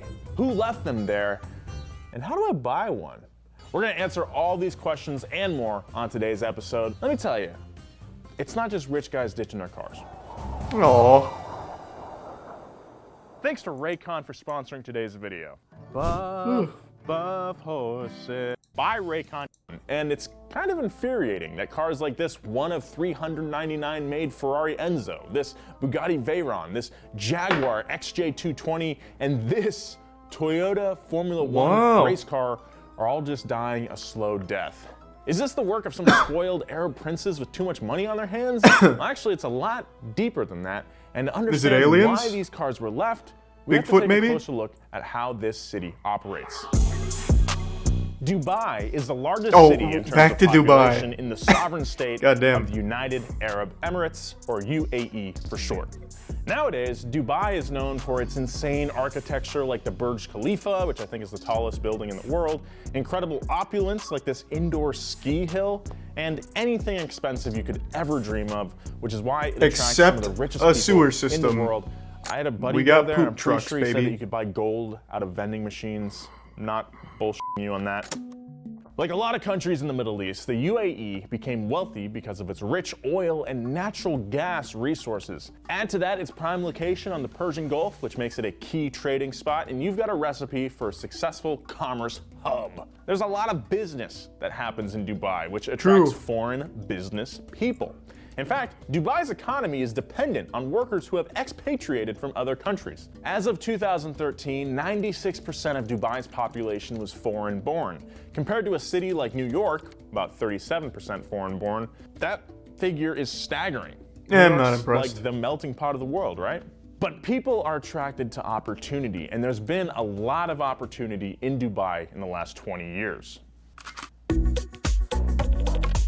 You got bankers, hedge fund managers, investors, and many other types of high-income elite call the UAE home. One of the main draw points for the UAE is that it has no income tax. And that's a huge selling point for people that make my yearly salary in a day. So you can imagine that if you've got a 7-figure plus income that's not taxed, you've probably got some money to burn on supercars. These 6-figure daily drivers are a common way of life in Dubai. Of course, you'll see economy cars on the road too, but I can almost guarantee you that you won't feel out of place driving a $200,000 supercar to the mall on Saturday. And trust me, there are plenty of places to shop in Dubai. The taxes are lower. What's the point in roads are owning a very well supercar maintained, if you don't It's actually stand not out? that hard to find a used luxury car for That's a the good whole price point, that so you wasn't get actually attention. abandoned. Supercars are a way of life in Dubai the because purpose. it's an easy way to show off your wealth. Just like LA, that's why everyone drives McLarens now instead of GT3s, which I thought were cooler. Before people move to Dubai, they have an expectation that life will be luxurious. That means most people are buying these cars for Instagram photos and not lap times. Even though these cars are common, it doesn't mean that everyone has them, and that's kind of the point. You want to be seen, but you don't want to be seen in the same car as someone else. True. Exclusivity is key in the Dubai supercar scene. Being the only one with that car on the road is a real flex. But that doesn't answer the question why people would just up and abandon these cars. Because they on the saw side of the another road. car Why that on earth made are them these jealous. supercars getting thrown away? Well, it turns out a lot of it has to do with a set of religious laws known as Sharia law. What? No matter what kind of lifestyle you're trying to lead in Dubai, you'll still have to understand and strictly follow the local laws and customs or face punishment. The economy there has a more worldly connection, but their justice system is partly Sharia and Western law mixed together. This means that there are different consequences for Thanks, your Yusuf actions Hector. than there would be over here. These infractions range from gossiping to carrying food with poppy seeds to basically It's illegal to start a rumor on a website. Oh, that's fucking big. Wait, that's actually huge. Goodness me. No shit posting, eh? to carrying food with poppy seeds to basically a lot of different stuff that's outside the scope of this video. Hold on, don't scroll through That's too outs- fast. Let me take a peek. Despite the fact that harassment of female travelers does occur, harassment of women is illegal. Rest in peace, Blizzard. They would not be able to operate there. Sex between unmarried couples is illegal. Ooh. Whoa. God damn. It's like Dubai is like the household of some teenagers or something.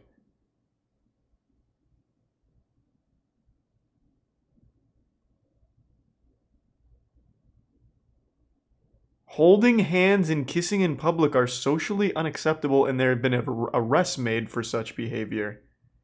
Wow.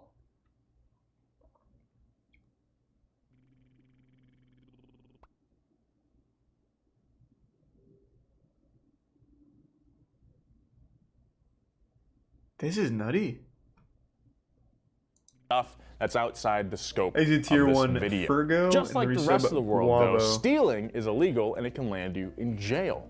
But what's different in Dubai is that being late on payments is akin to stealing, meaning that if you missed a payment on your credit card, mortgage, or a payment on that brand new flashy McLaren 720S you hastily bought to impress your new friends, you go straight to 10 jail. gift subs, Fergo. Loans Well, in thank the you for that. UAE are large, plentiful, and Really very appreciate easy to that. get. So naturally, people will take on these giant loans to buy a car that stands out just before losing their job or getting a serious pay decrease. So let's say it's 2020 and you're a British expat working as an investor while living in Dubai. Then suddenly, a pandemic comes out of nowhere and crushes your entire industry and you lose your job.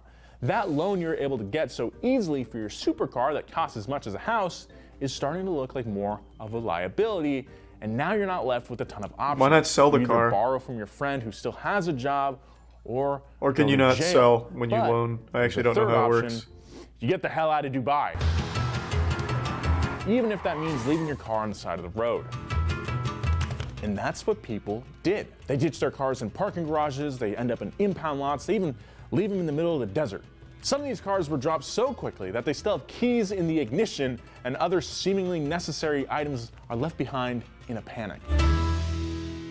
The cars will actually sit in the same place until the police come and tow them away, sometimes months later. The local laws I'll slow just down go the there and process take 'em, of I moving guess. the abandoned Fuck cars it. down more than you might think. It's not like the US where you can call a tow truck and have it towed immediately. Things are just different over there. This somewhat harsh punishment for, in our eyes, a minimal infraction causes many expats to flee rather than deal with the consequences. Look, I get it. If I had to choose between ditching my dream car or going to prison, I'm leaving my neon SRT4 at Baskin-Robbins. It's just not worth it. It's the most popular fast food place in the UAE. In So that Dubai, sucks for those expats who had to in Dubai, it's illegal to swear online, and you can get fined thousands. Holy shit! So there's 0% chance Twitter is allowed in Dubai, right? Like, there's no way. There's actually no way it wouldn't work.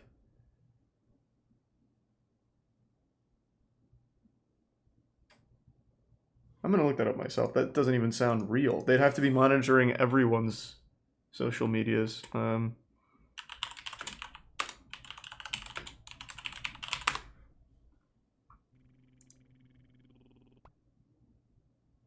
British woman held in Dubai after swearing in a WhatsApp message.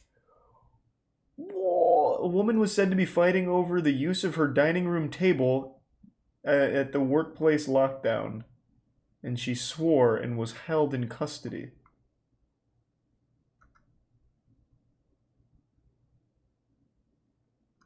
Wow. She went to jail.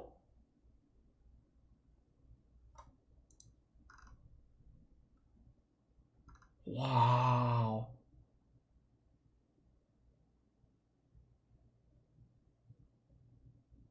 Yeah. You can be fined or go to jail for making any kind of like defamatory or swearing statements on social media.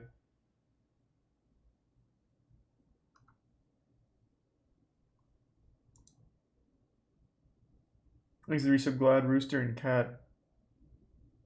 Man, Dubai sounds like ass. Holy shit. You can't fuck. You can't swear online or in person.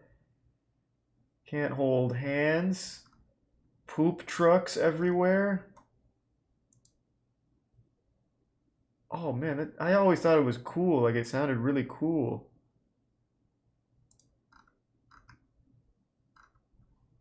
Damn. Leave their Lambos, but how do I, a supercar fan that lives across the fat earth, get my hands on one of these cars? Is it possible? How much money would it take?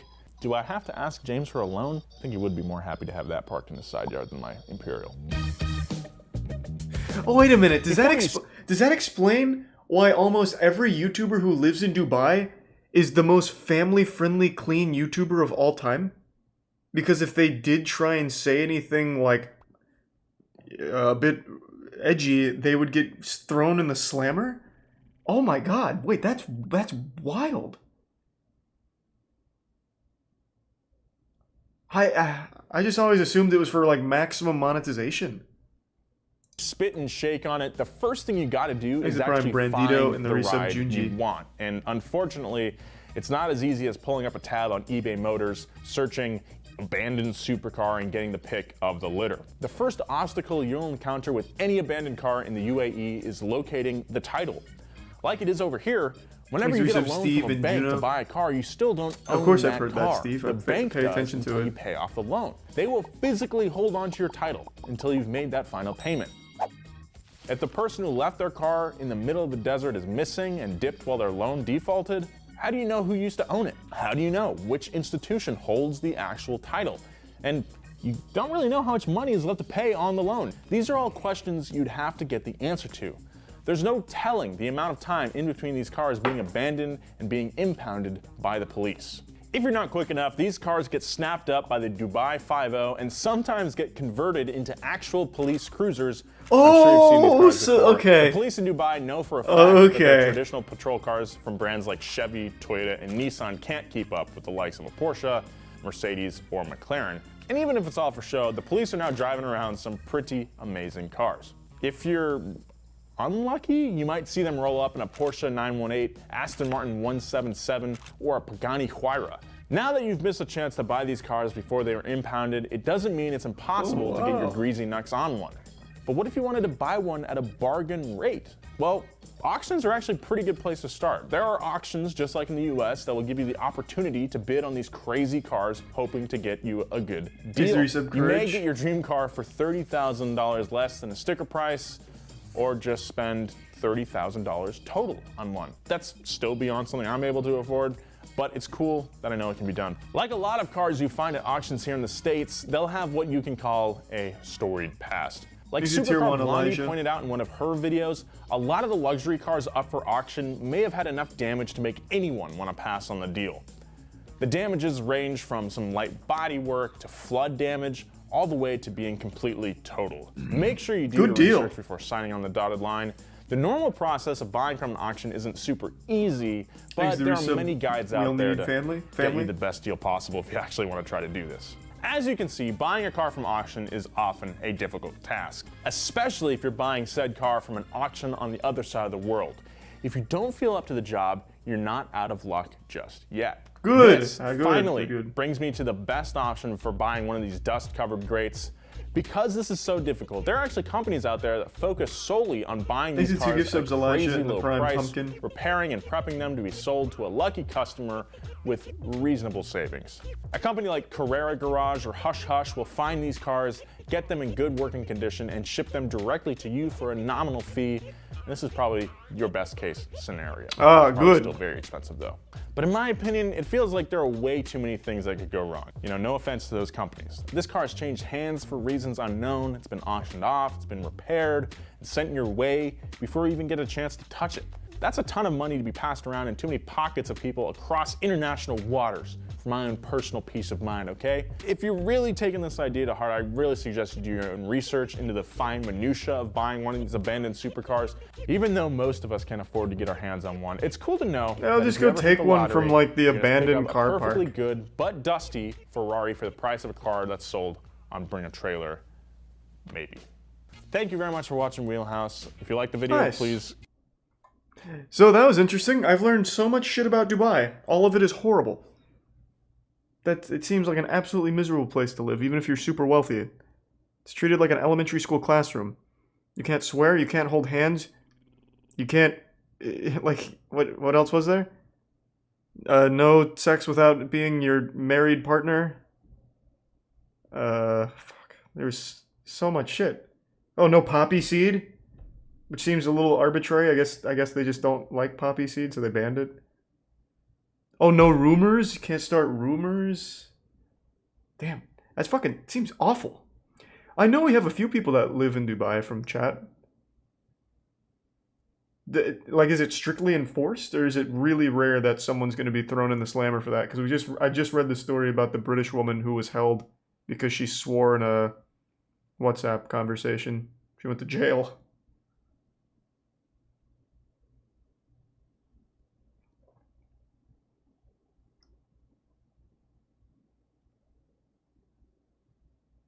I saw a couple different people say rare. I'll just trust it and assume that you're right, because that seems extremely hard to enforce. Have you heard about the only plant-eating shark? Thanks to some mooses. I don't know. I don't think I've heard about that. Of course, I've seen the Gaston video trees. Hope you're doing well.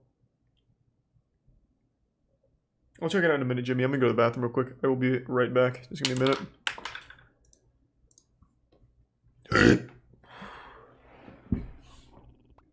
And thank you for the tier 1, Dylan.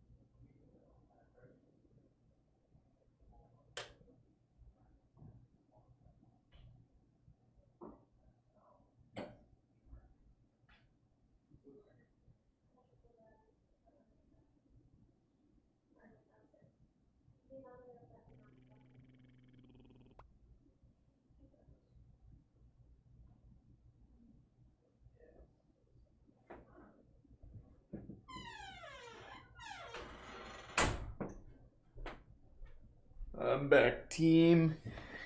Oh. Thanks to the resub. Acquainted Apple. Madagascar, the mind-blowing conspiracy theory. Madagascar is in like the movie or the place?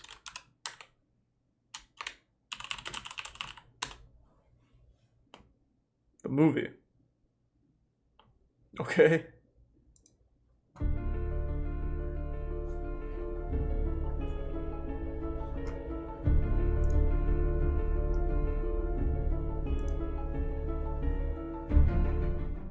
Hello, I'm the Theorizer, and I absolutely love animated movies. I'm so sorry I haven't gotten around to doing really much of them lately. You see, they were all I haven't seen scheduled for Madagascar early since I was a 2018, child. So here you go.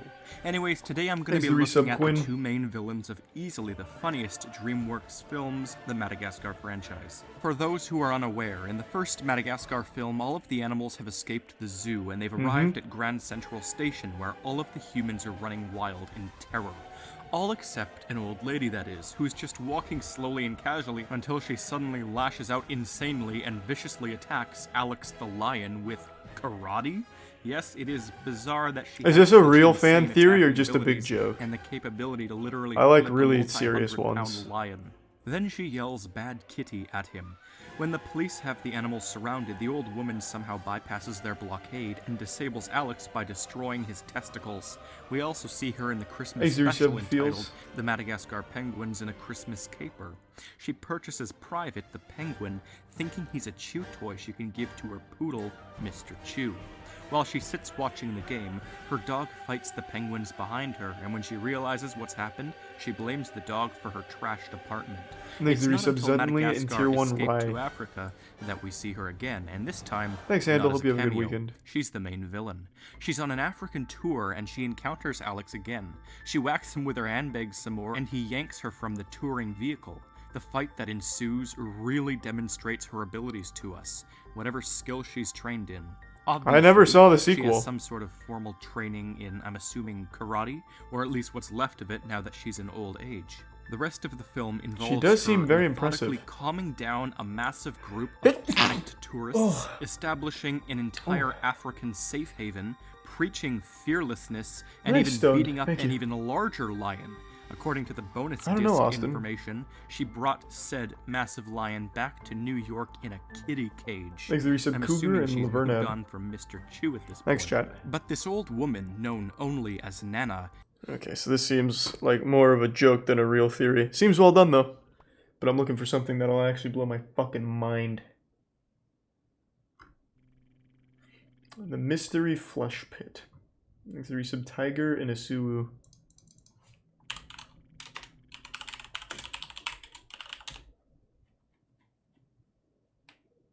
An hour and 16 minutes on this one. Don't know if I can watch this. This is too long. That's a bit much for just chatting.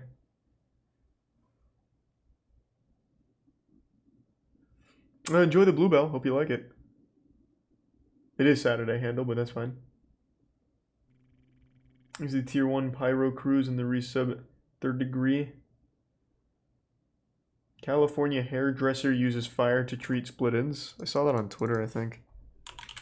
It's just a gimmick.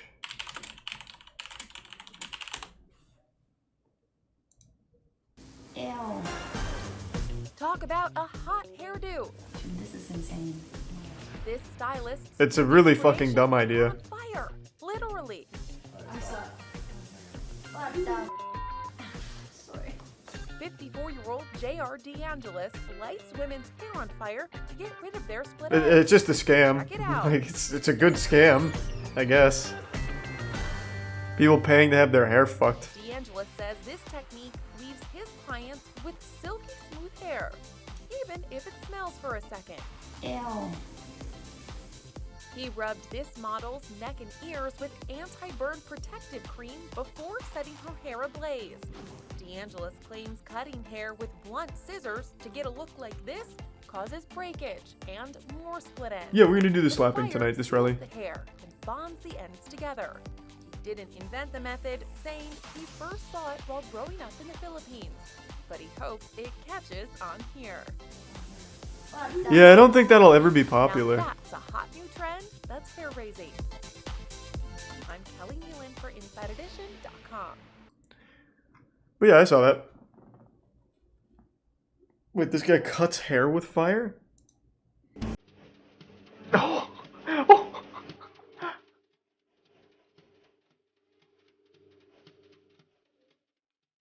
People will try anything for a gimmick.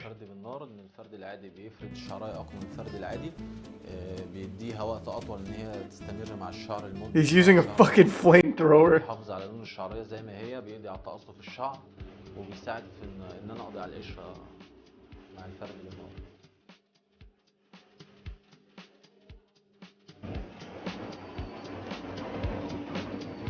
Looks good.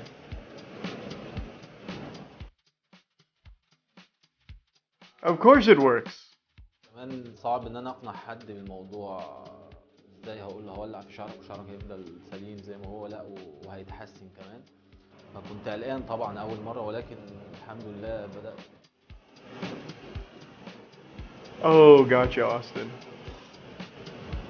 ولقيت اصحابي كتير جربوه Exhibit's happy dude. وقالوا لي الموضوع تم بنجاح والحمد لله. فحبيت ان انا اجرب واجي اعرف هو هينفع او مش هينفع. فلما جربت Next resub ما duck. فيش اي ضرر لشعري، بينعم الشعر وبيفرده كويس جدا وبيقعد مده طويله. لقيت الموضوع كله بنجاح. I think I knew at some point Stoned because I remember that. But I don't remember what the actual design was or whatever.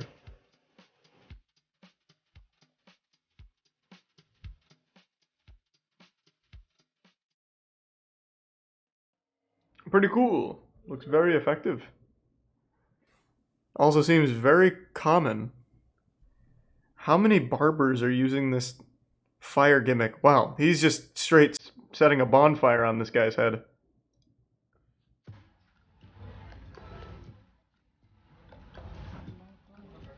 Oh my god. Jesus Christ.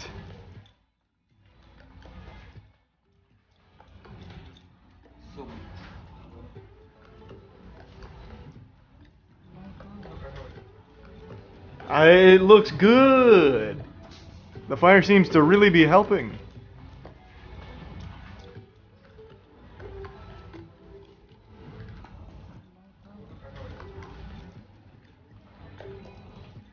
His hair was blonde when they started.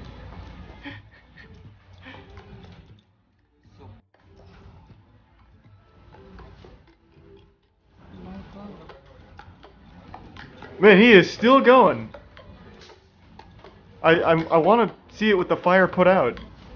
Is it just looping?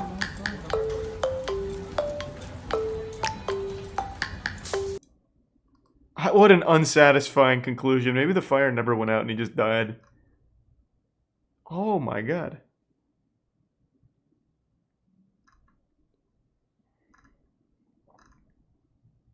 Oh yeah, here's the katana guy. This is the guy I remember seeing. A man in Madrid. Wait, hold on. Where's the raw video? It doesn't matter. Fuck it. Los peluqueros generalmente cortan por un lado y luego cortan por el otro. Y siempre quedará siempre un lado diferente al otro. Aunque sea muy poquito. O sea, la única forma que queden exactamente igual con una precisión matemática es cortarlos los dos a la vez. Yes. ¿Y cómo se puede hacer eso? Master of the blade. Los lados a la vez. Necesitarías. Now, oh god damn it. Jesus Christ. I just want to see the full raw video.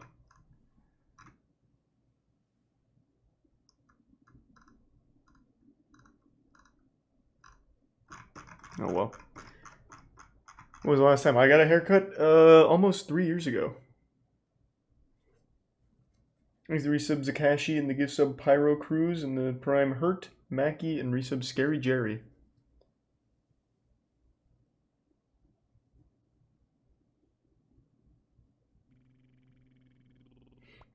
Mud Fossil University. Thanks to the resub Tom.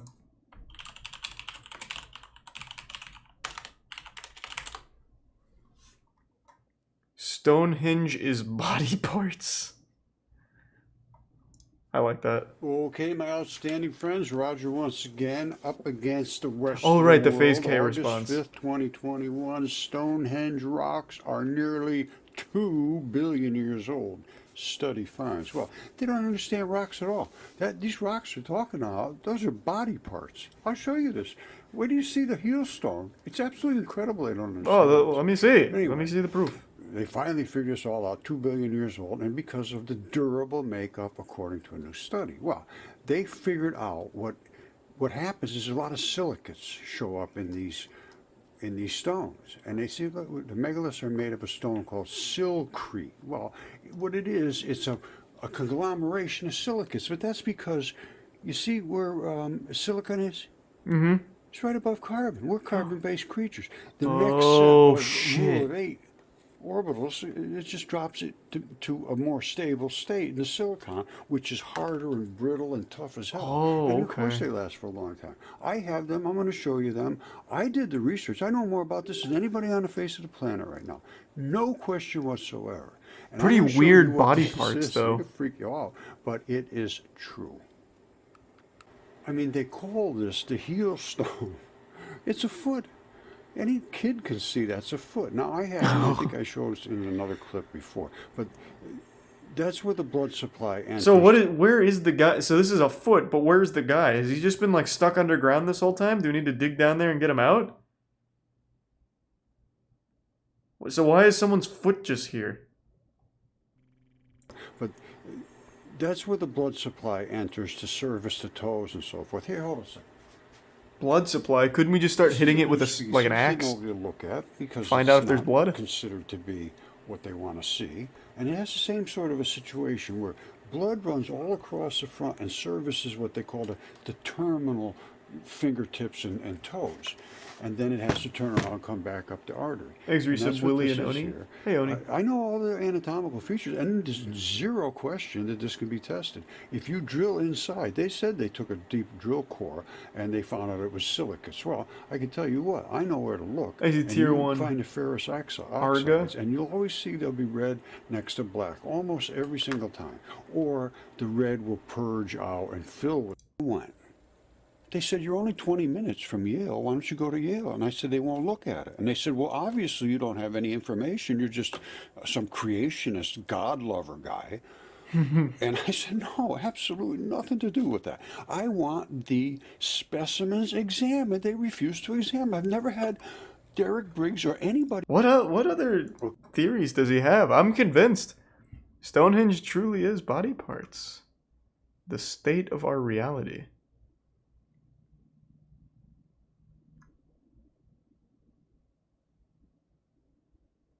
When you finally realize, what do you do then?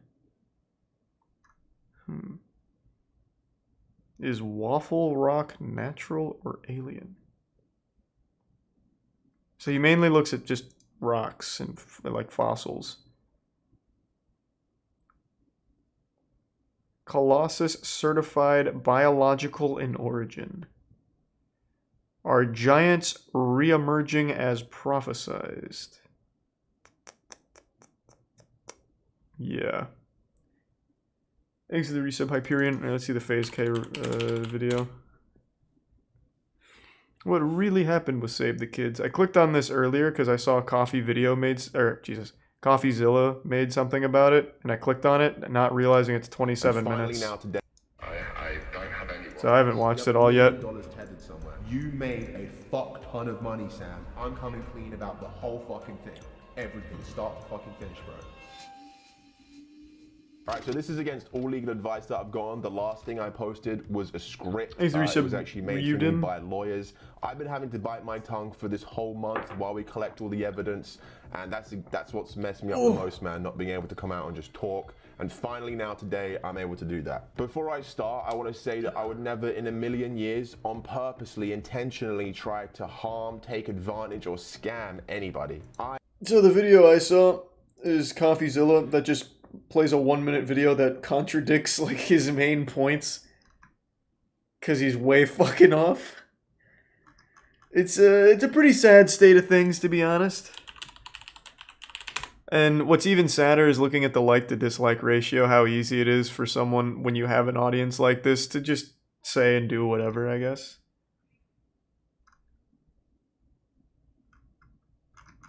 But yeah, CoffeeZilla just kind of made a quick one that shows he contradicts himself a lot. All legal advice. Before I start, I want to say that I would never in a million years on purposely, intentionally try to harm, take advantage, or scam. I've been investing in a lot of cryptocurrency lately, and MILF, it's insane, guys. I 25x'd my investment. To think I would participate in a rug pull. Yeah, so I was just doing like a side-by-side of like sometimes he contradicts himself. I was, Oni, it looked great, and thank you for that. I am no... What did he do? I'm surprised people haven't heard of this. Like, that there's anyone left that hasn't heard of this. This has been like the biggest deal on the internet for the last month. He's the guy, he's become the face of Save the Kids token, which was a charity crypto that rug pulled instantly, and Phase K was proven to have been the one to rug it immediately. Like, the second he started pumping it, he pulled all the money out, he sold it. So that's kind of where it came from. They didn't actually donate to Save Any Kids or anything. It was apparently just a rug pull from the start. It was him, Sam Pepper, and some other people. Crypto mastermind, alright? I'm literally a content creator and I trusted the wrong people. And How is that a contradiction? MILF Token was another rug pull. Another well-known rug pull. That one was also pumped by like Aiden Ross and shit, and Aiden Ross even said, yeah, it was a scam. Like, he just outright said, yeah, don't invest in it. I was paid to say that. It's a scam. So, he pumped that as well. That's why it was a contradiction. Yeah, Rice Gum as well. It was a lot of people who did this. And it's led to this disaster that I'm in. But I also want to say that I am genuinely so sorry that any of this ever happened. It was never my intention, and if I could take it back, I would instantly in a heartbeat. You guys, my fans, have helped me build the life I have today, and I feel terrible that anybody was affected. Please read some like, Han this shit Solo. eats me up. Even though I was tricked by somebody that took advantage of me and my fan base, I'm committed no, I didn't to hear paying that, as vegan. many people back That's as awful. possible out of my own pocket. I feel awful that this ever happened, and I just want to do everything I can to help fix it. But I'll chat to you guys more about that at the end of the video. I'm sure that's All the going to go over information. well. Over the last month, we've been gathering huge amounts of evidence, and we've made some actual shocking discoveries. It's been very hard and complex to He's a unravel, prime but mayor. ultimately, a friend of mine, somebody that I trusted, stabbed me in the back in a way that I never could have expected. But before we get into that, I want to address some of the things that people don't know. First of all, I know I said this in my last video, I didn't make money, but I'm going to exactly break down to you how I lost $37,000 on Save the Kids. So Please let's start resub here with Vega all of and my the Prime wallets and Diego. transactions on Save the Kids. I have nothing to hide. I'm showing you guys everything for full transparency. So people have alleged that I sold for pure profit and then abandoned the project when this is just false. I have costs going out days and weeks afterwards for the pure purpose of trying to help the project. For example, 2 hours after Save the Kids was launched, I sent $55,000 of my own money, and this was for one single purpose. If you're familiar with crypto, this website is a place where you go to check out all of the tokens, the graphs, everything Poocoin, like that. yeah. And on the front page of it, they have a vetted section where there's a bunch of tokens, and everything up there has to be checked for security. The code's got to be checked, all of that, and that is exactly what the $55,000 was for. You can see behind me. Miz shredded this video? I bet. Everything. But that's just one of the costs that I have incurred. I was paying for everything and anything, like team members, donating the iPads to the schools, getting put on more of these exchanges and listings and things like that. It was the actions of one individual that caused the entire Sam project to not Pepper, be I able bet, to right? sustain itself, which was the original plan. And guys, don't get me wrong. I'm not looking for any sympathy. I'm only showing you my Oh, loss that's good. so you can see that I didn't profit on Save the Kids. So like, if I was really abandoning this project, why would I spend $55,000 of my own money and more on things that legitimize this and make it a long-term sustainable thing? Like, it literally doesn't make sense. And there's a wallet that I have that nobody knows about that still has every Save the Kids in it, and I didn't sell a single one. So if I was focused on profit, then why did I not sell that? And it's because I was committed to this project long-term. We thought we would be able to donate and give things through my videos. Oh, well, thank you for that, There was a bunch Oni. of charity tokens that were really successful, and we thought we could do the same. And to think I would participate in a rug pull that has my face on it is kind of like saying, you know, hey, I'm going to go and rob a bank without wearing a mask and expect not to get caught. There's no way I would put my brother and my friends' reputations on the line as well, especially when, you know, I have my friends and family and people I love who are invested and have their money in this. Like, why would I fuck them over? It just doesn't make any sense. So I want to talk about my friends and brother. Well, you're dumb. So Like you're just he dumb. only What do you mean? sold really weeks after to try and pay me back for the loss that I had. During all of this going on, he's preparing for his fight, training 8, Thanks to 9, resub 10 hours a Batmeg. day. He had no idea what was going on and trusted me to do everything. So moving on, Nikon, he made $0. He only sold the amount that he put in, meaning he didn't make anything. Tico lost all of his money.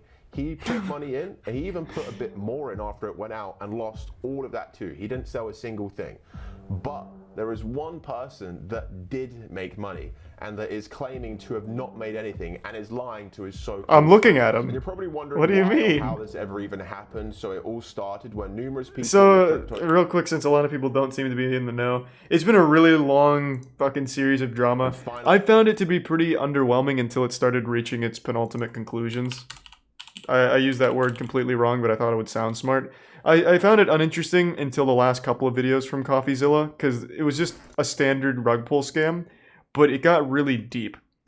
So, to keep up with it would be a lot. Like, it's a lot.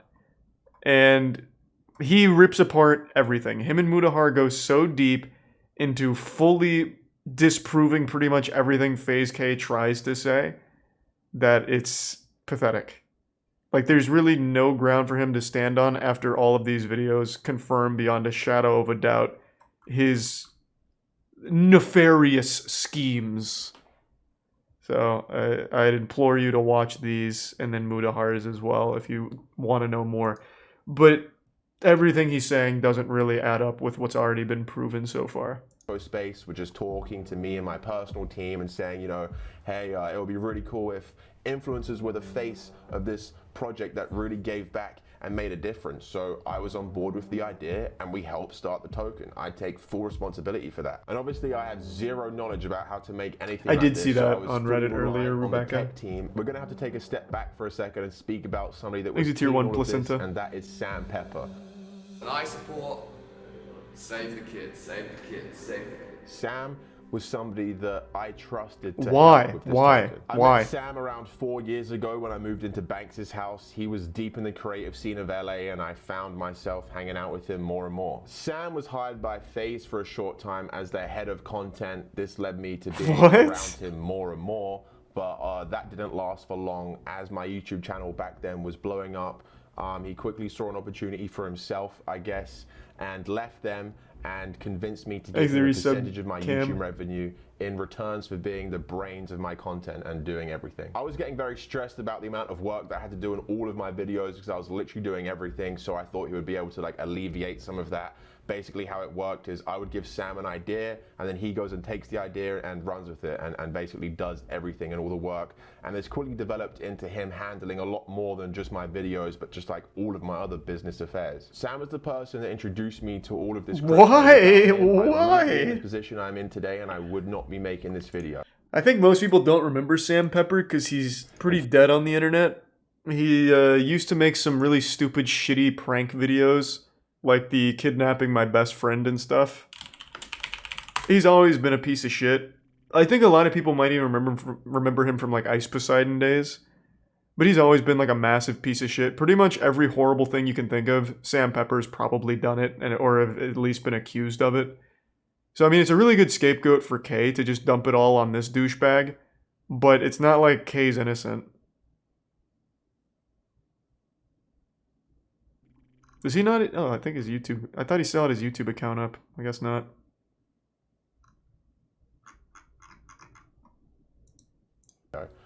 There was the initial NFT craze a few months ago. I could give Sub where Awakenings all and of the a sudden resub he got really obsessed with Twampers. it, started making money on that, and it diverted all of his attention away true from me vegan. when I was still obviously paying him. This is something that I addressed with people, as you can see on the screen behind. I was talking about that. I was worried about all of this because obviously all I focus on and my only goal is to make content and make videos. That's all I do.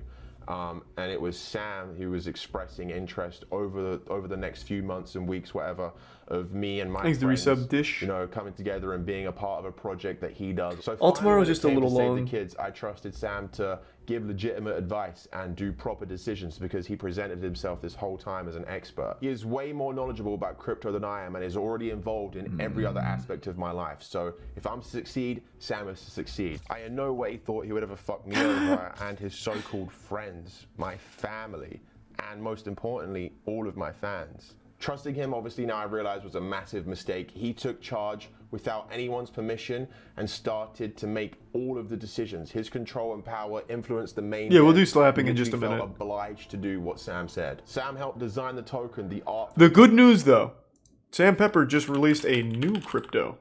I saw this on Twitter the other day. Where is it?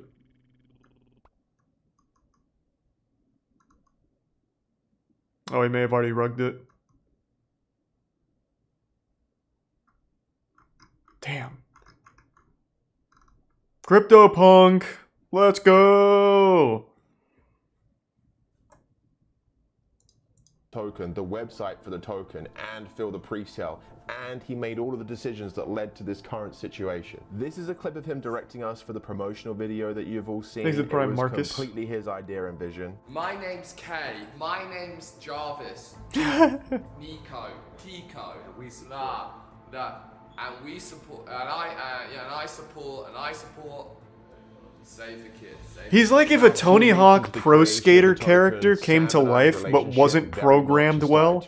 Like he just sounds super dumb. And he is super This was dumb. a very stressful time for me as I was trying to pull together a new face house, make all of their content as well as the same time as doing mine and Jarvis's videos. I think it equated to something like 16 videos per week I was making, and obviously Save the Kids was an interesting project, but still my time and my focus is all just YouTube. I had never lived with Sam before, and to be honest, I was hating it. He's a very intense person to be around 24 hours a day, 7 days a week, but I ultimately felt like I had no choice because I had just moved from California to Las Vegas, done all of this work to live in this house, so I was just kind of going to accept it. These problems got a lot worse, and it actually led to me letting Sam know that once we got back from the UK...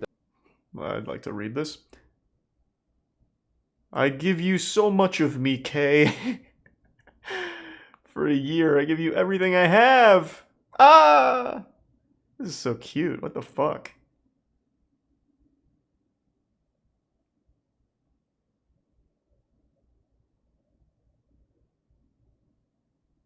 Oh.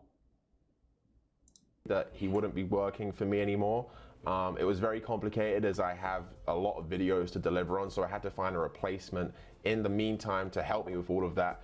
We had already booked a trip to Miami for Jarvis's fight, so we agreed to work on everything up until the point that I left. You know, it was very clear to me that he was putting in zero time into my videos and anything to do with what I was doing, and all of his attention was on cryptocurrency. Thanks for some Storm and give some Loki. Multiple people have told me that apparently Sam's plan all along was to make $1 million in cryptocurrency and then disappear. And this is very important. He must not have done it because he has not disappeared. It's clear Sam doesn't care about me or my reputation, and he has no problem with breaking my trust and scamming thousands of people. So next up, I'm going to speak about what happened to the anti-well measure, and everything I'm about to say has been investigated and looked at by numerous blockchain detectives. I want to reiterate the fact that I have no technical background or knowledge. So the goal essentially, we get it. You're fucking dumb. Like, we understand. That own a large percent of the token from dumping it all immediately. Sam insisted the devs to make the change to the well code. His reasoning at the time was that the people in the pre-sale wouldn't be able to sell enough of their tokens. It was completely Sam's idea to make this change, and it would only I don't know what that is, later Rage. on in our investigation I don't know that reference. Why he did that. There was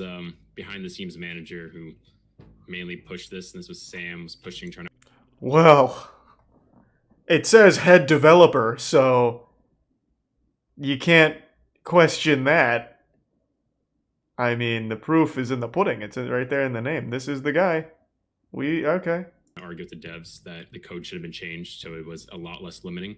Originally, it was argued down to being 10 minutes, but then it was eventually stated that they just wanted it to be 1 minute. The devs were reminded that they were contracted, so eventually we had to concede and make that change. Needless to say, Sam's actions had head devastating developer consequences for the launch. More than that, we found 2 of Sam's wallets which show that he made just roughly $70,000 in around 24 hours. I confronted him about this. He denied it all. I have recordings that I'm going to play. I even confronted Sam. Rick. I asked him, I was like, yo, man, I have no idea, please, Trees. can you come clean on all of this shit that you've done? Like, I'm finding this all out right now. My life is falling apart. I've been kicked from FaZe, and he just thank you for the refused 10 to gift take subs, any Dish. accountability for any of it. I had Thank no you, idea Dish. that you actually made money, bro. I really appreciate it.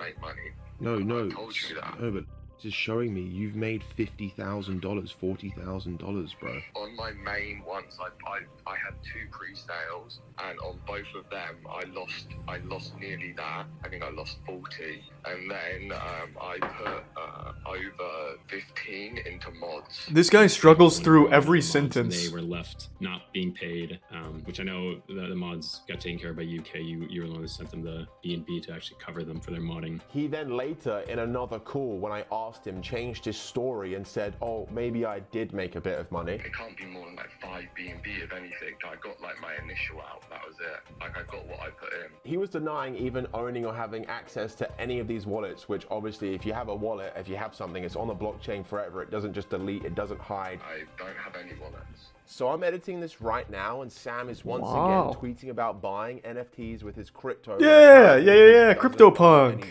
We can He see was talking his about wallets where CryptoPunk. He's literally got hundreds of thousands of dollars. Amazing. He must be hiding something to lie to me about this. Go back to He the just Bigfoot can't guy? stop No, I can't contradicting yet. himself, as you'll see in the next I'm clip. invested. And then show me your wallets. But right now, all the proof I have is that you made a fuck ton of money, Sam. No, I didn't. Bro, Sam, then help me help you then, all right? Help me help you. But right now, it looks like you made Use a fuck smaller ton of money, words. bro. It's Sam And you Pepper, lied for to me and God's said you sakes. didn't. He And doesn't know that's what you're hurts saying. me the most. What hurts me the most is that you lied. Can you use pictures? I'm telling you, I didn't make a fuck ton of money, Kay. I mean, then just then go and get the proof and then send it to me, please. How do you work? How do you work out? I have to. Sam, Thanks to you Bits think I- Trees. Sam, you know the most about all of this stuff, bro. Don't don't say. Yeah, we just watched that earlier, Elgato, actually. Transaction and add up all the B&B and then see how much it adds up to, right? Mate, you know exactly how to do this, Sam. Sam, you know what the fuck happened, bro. And I have nothing to hide at this point. And if you don't have anything to hide, then show me. Because I'm coming clean about the whole fucking thing. Everything. Start to What are you finish. coming clean So about? this is shocking enough. What do you mean? He hasn't come clean about anything. All he's saying is, I'm a victim. I'm dumb. I'm super dumb, in fact. I'm so dumb that I listen to Sam Pepper. Sam Pepper did everything. He's the mastermind pulling my strings. That's not coming clean. What the fuck are you talking about? You haven't disproven anything yet. I'm fucking 13 minutes into this video, and he has yet to disprove a single goddamn thing. All he keeps reiterating is how stupid he is. Unreal. Swole Joel's is live. Yeah, he's been going hard. He's been on the grind, baby. He's serious about it, and I like that. How's he doing? 62 viewers, my boy. And he's not there right now. Ah. We did find way more. During the start of our investigation, the main developer found a sheet called the Sam Pepper whitelist, and on it is a list of people that he's responsible for bringing into Thanks, the Resub pre-sale. Hopkin. You know, with everything going Thank you on, for that, we thought this Rebecca. document might really hold some clues. After all, Sam's True reason trees. for changing the well code was that people in the pre-sale wouldn't be able to sell enough of their tokens. So the ownership of this document, as you can see, comes back to a strange name called Sponge Finance. We still don't know who that is, but we know that Sam was the one that created this document. There are even jokes on the side of it where they're kidding Wow. and laughing about certain times where Small they're going to pee-pee. dump the token. This was on Sam's list that he brought in. And the biggest concern, and what we've really found out and what led us down a deeper rabbit hole, was that if you type in all of these Twitter names on the left, half of them are fake, not even real accounts. Who even knows if these accounts ever existed? Oh my So God. The people that Sam are trying to verify are real people putting money into the pre-sale are in fact fake people that don't exist. Currently, it's looking extremely likely that these wallets were owned by one single person. So that means that one individual owned Scam Pepper. 12.24% of the total supply, which is obviously insane. They then proceeded to dump these tokens almost immediately due to the well code that Sam had changed. More than that, the Thanks to give blockchain some code red detectives that and the I resub no hired star. over the past few weeks have found reasonable evidence that suggests that many of these wallets connect back to Sam himself, meaning that he would technically be that one big individual owner. One of his public wallets, which is known to be this, has been connected to another wallet, which is also No! How? we know this because he sent funds back and forth from Sam's public wallet multiple times, interacting with it in different ways. This wallet then received payments. This video from is so several other stupid, and that people Sam watch this is even brought into the worse. pre-sale. What, like, what do you mean? Obviously, the video is fucking bad. This is a guy who got caught with his pants down fucking 20 times over now, doing his best to defend himself. I'm at least giving it the time of day to see if he can somehow fucking scavenge being the wrong word, salvage the situation in some way isn't a dumb, stupid, scamming asshole. So far, it hasn't done that. And it's also really entertaining to watch how bad it is. So, I mean, it's... What do you mean? It's still fun. Read the comments on the video? I did, and it makes me sad. The fucking first one comes from FaZe. Knew you'd make this, right? Can't argue with that. Everything's fixed now.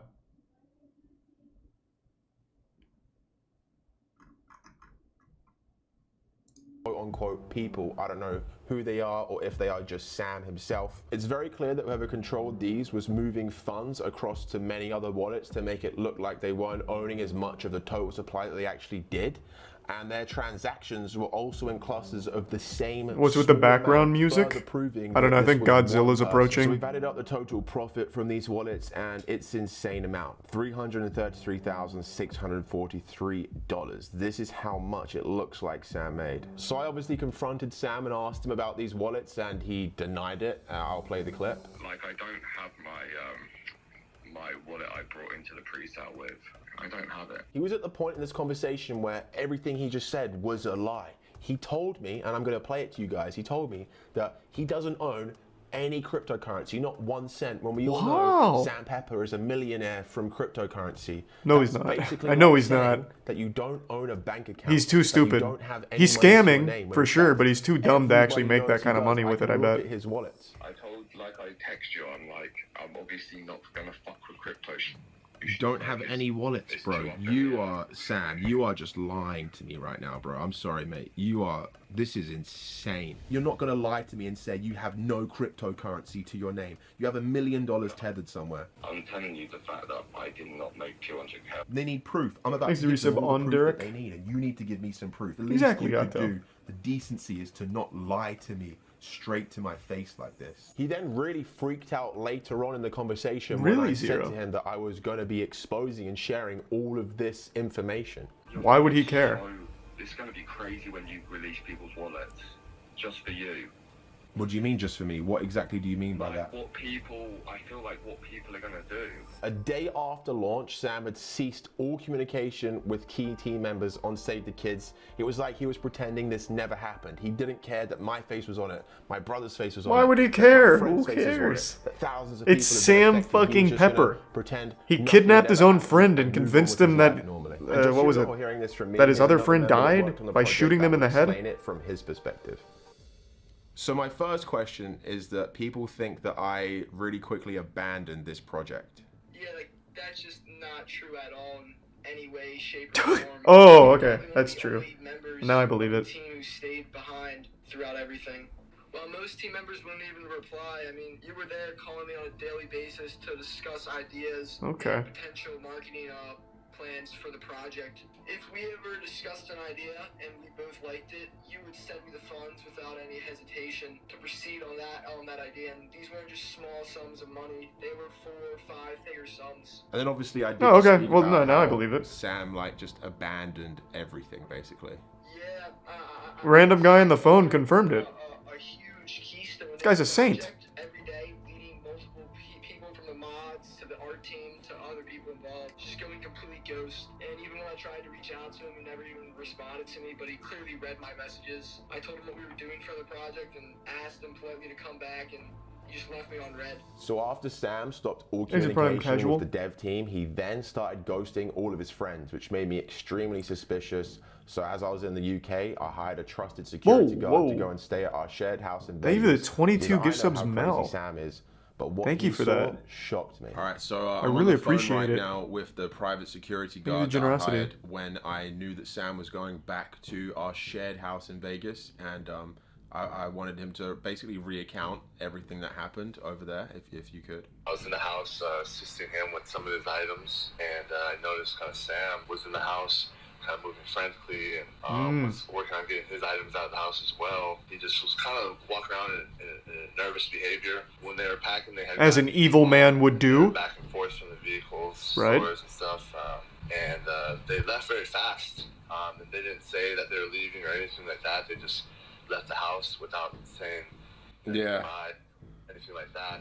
Their room was Why is that shocking? 90% full of their stuff. Wardrobe was completely full clothes still. Mate, left all of his briefcases there, safe. Surely he could have fit them all in the U-Haul truck though, right? The U-Haul truck that he did get would have completely fit everything in there. Instead of packing it all in the U-Haul. What does this have to do with anything? What they considered maybe their essential items and left. So it just kind of shows that they left quick because there's something may have happened. Yeah, and what you said earlier as well about, like, obviously you were staying in the house, but at night time, Sam didn't even sleep in there.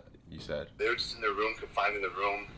I guess I would assume they were packing up. He was coming back to the house with my MacBook, some stuff, not really communicating with us. And obviously, I don't know if you know this as well, but I saw online too. Sam sold his Tesla. That Tesla, the No! white one, he sold it. That just shows like he had No! to get out of here fast. Going back overseas, you know, that's over. Oh, when you sell your Tesla, you have to go he's not overseas able, actually, next. Like once he leaves. Oh, the okay, US, okay, he's now like, I get he's it. like left forever. Like, Yeah, he yeah, can't yeah. actually go back. No, So now, guys, okay. I'm making this right now. We've been working so hard on this video, and we have just found the final piece of the puzzle. Sam's $1 million wallet. He does everything possible to try and hide where he sends his money, but we finally tracked it down. He cares more about this $1 million Oh my God. figure than anything else. It was his only goal all along. It's all he's cared about. He's innocent! This number was worth Phase K is innocent, I knew it! And once again, as you heard earlier, this is somebody who said he doesn't own any wallets. So now the world can see. I will never be seen, associated, or working with Sam Pepper ever again. It's very clear that his actions caused an We could give some incredible Frosty amount of in the damage, tier 1 and CJ ultimately, Frosty. he only has The his own resub, hello. interests at heart. Now, I really want to apologize about being led by somebody that I should not have Yeah, I don't know trusted trees. so much. I should have invested more of my time into really understanding what went on instead of relying on others, and for this I hold my hands up. Save the Kids was not charity fraud. Everything about the token was completely transparent and laid out on the website before the launch. There is a 3% transaction fee. 1% is the liquidity pool, 1% is the holders, and the other 1% goes to the charity. This is an automatic. Well, did it go to the process charity? coded into the You could project easily from the prove that if very it did. start. The charity that Save the Kids donated to was called Binance Lunch for Children. This charity donates lunches and meals to less fortunate children in Africa. Right now, the tokens are valued to be approximately $34,000, and on the night of launch, they were valued to be around $140,000. And as you can see, everything was donated and has been from the very start. So people have questioned.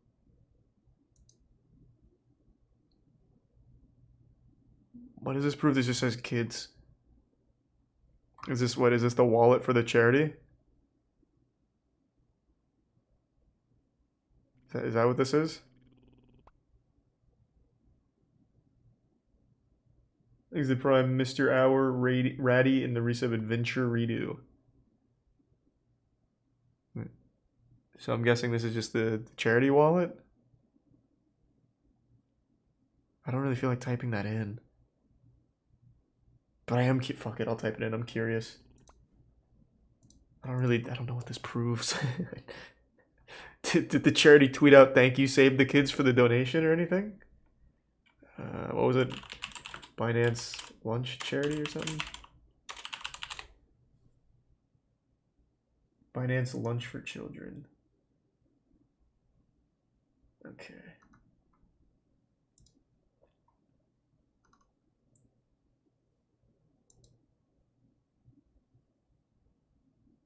Exit tier 1. I'm bad. I think this is it.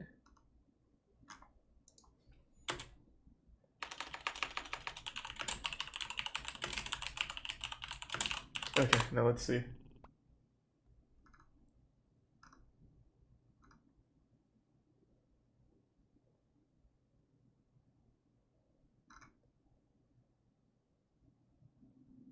Yeah, I'm not seeing that. But I also don't really know what to look for. It's a charity that buys Sam Pepper lunch. Yeah, so I'm assuming this is the charity's wallet, and this is supposed to prove that they donated this amount of Save the Kids tokens. So 8 million tokens, right? So that's, he said it's $34,000. I doubt it. It's probably like 15 cents. But it also doesn't have like a transaction date. I think I'd probably have to look that up myself. They could have easily donated this. He could have easily fucking donated this in Save the Kid's name way after the fact, but I also don't know. I don't feel like looking that hard right now. I just kind of want to finish the shitty video. Thanks to the resub mofo and the prime dust.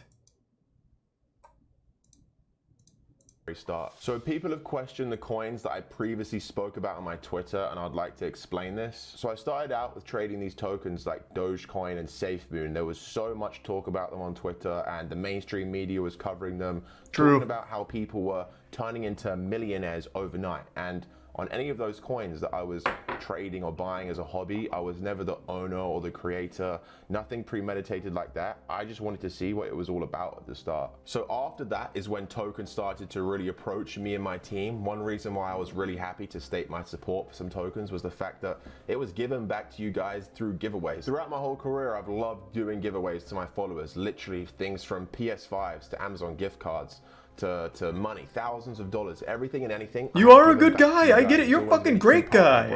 Bro, you're fucking great. I genuinely at the time didn't think that there was anything wrong with it. A big part of what I do is brand deals, and they get brought to me by various people, and I treated these tokens just like any other company I work with.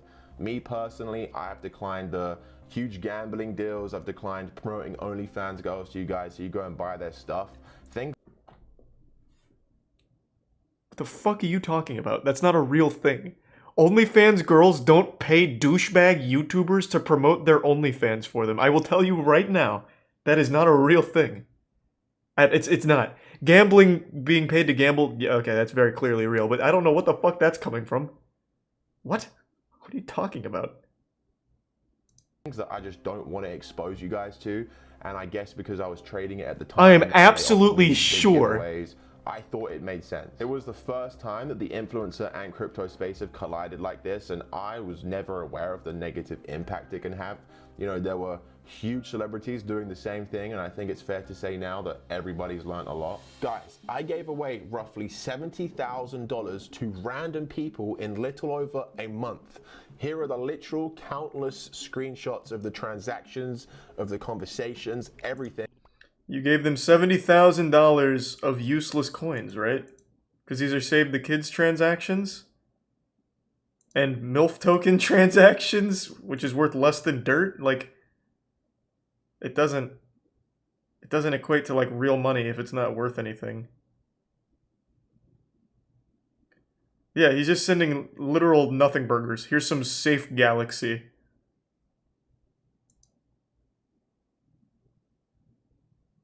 Often, these people, as you can see, don't speak English. They're either very new to crypto, ask loads of questions about wallets, but despite this, we spent many hours making sure all of the winners received their prizes. If any mistakes were made by us, it was just an honest error. Why would I ever fake giving away a few $1,000s when oh, enjoy your all of CBD that, treat. I'm legitimately giving Hope you away like it, Ash, I tens of guess. thousands of dollars. And then even amongst all of that, in my career, I've given away way over 6 figures of money to random people. Oh, I believe man. that, Zero. Literally doesn't make any sense. So it's come to my attention that one giveaway out of all of them was missed, and this is a $500 giveaway to a single person. So as you can see, a winner was selected in this document at the time. This was the only occasion where the funds were never transferred, and it's likely due to a simple miscommunication with my team.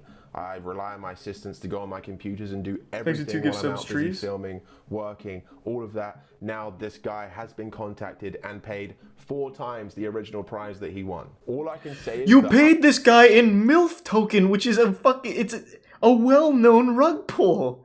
You paid him 4 times the price of spit. You paid him in MILF token. I just saw in your spreadsheet this guy won MILF token.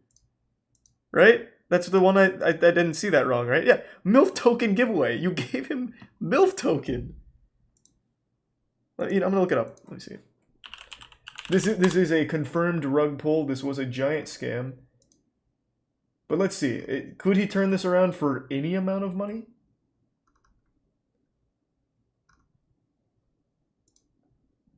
No. No, he couldn't.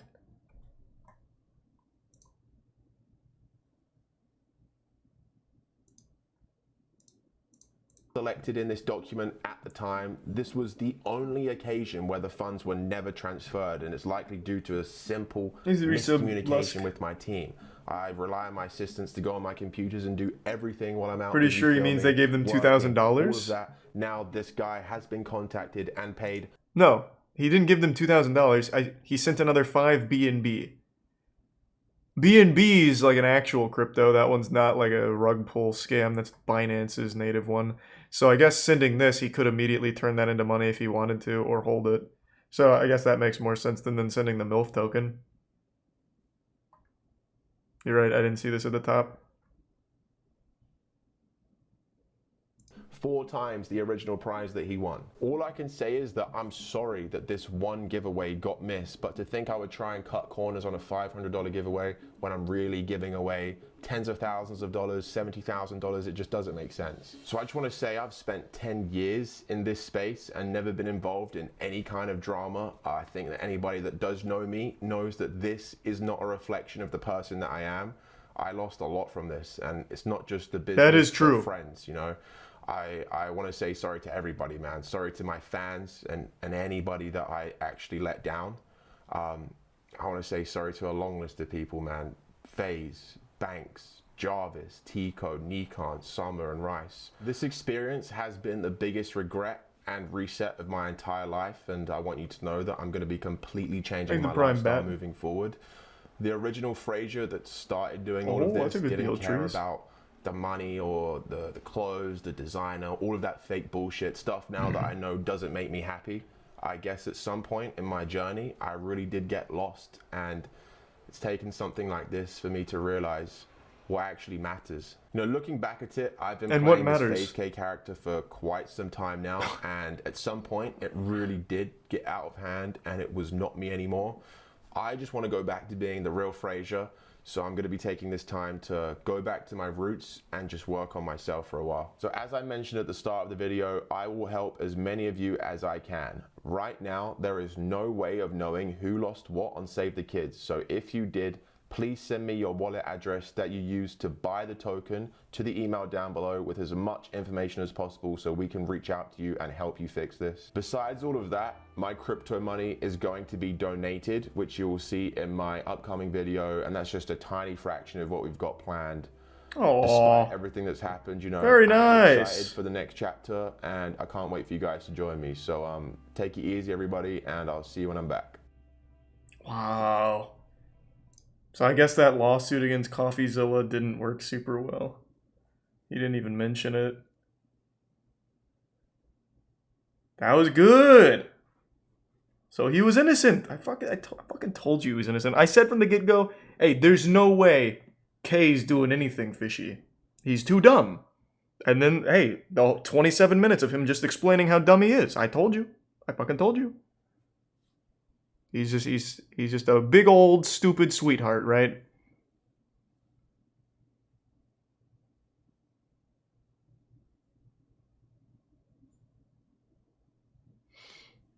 Oh. I thought that was good. Slap time.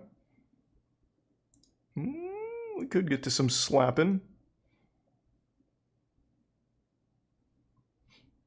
Lake City Quiet Pills?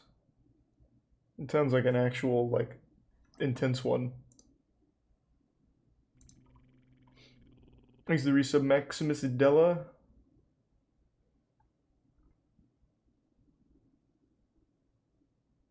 It's a long story? Oh, is it? Do you like game theory? No, I'm not a huge Five Nights at Freddy's guy.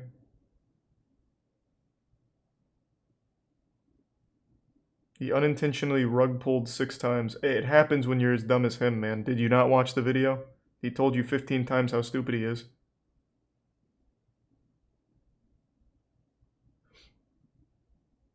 TikToker actually thinks snow is fake. That's not uncommon. That's a big conspiracy theory. Oh, okay, they removed the videos. There was a very popular movement like 5 years ago where people on YouTube would go outside and take handfuls of snow and take a lighter to it and say, see, it doesn't burn. Oh, wait, hey. Wait here. They're still doing it. And it's straight to the papers. Laura is joining us here on set. We're going to start in fact. Crick himself of insulting criticism. Takes the example actually slave labor. I don't know why I clicked on that one. Let's do this one. Remember the snowstorm in Texas?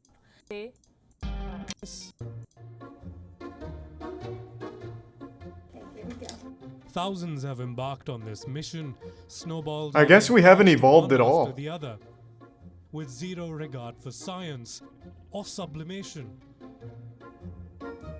When fire hits the snowball, the snow turns from solid to gas. In other words, it disappears. In other words, it's Who would fake. explain this to geniuses with smartphones? They insist the snow is fake, and it apparently was deliberately rained down on Texas. That sounds like Texas. I think Texas is just as stupid as Florida. I really do. The blackouts were They just don't deliberate. publish all of their crazy people like The Florida deaths does. and the damage all deliberate. The burning fake snow is evidence. Who is behind this so-called fake snow? Conspiracy theorists have found the villains. I knew it! That son of a bitch, Bill Gates. Bill Gates. Fake snow now, huh? Microchips weren't enough. Same evil Bill Gates who is supposedly behind the Wuhan virus. He also apparently inserted chips into Wuhan virus vaccines. Poor Bill Gates must be sitting somewhere wondering why me. Maybe because he promoted the idea of using weather control to check climate change. Gates is probably thinking he shouldn't have. Surely he must know that there's a school that absolutely absolves him and blames China instead. Thanks to the resub Inmex. And thanks Zero. Thanks to the Prime Joe and resub Gabriel. Expend the effort to make a cute snowman instead. Go back home, sit down with a cuppa and read some science. Bureau Report, Vion, World is One. That was a pretty cool news report. Yeah, that was big on YouTube a while ago. But the big thing back then was chemtrails. So they were saying the snow was fake, and it was the government chemtrails that was causing this fake snow epidemic. But now Bill Gates is in the crosshairs, so now it's Bill Gates is putting fake snow in Texas. Because fuck you.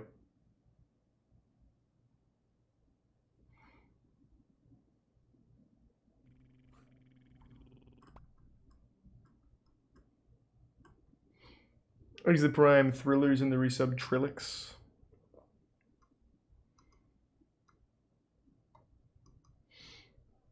Yes, we'll do slapping in a minute. I'm letting the hype build up, the anticipation become overwhelming.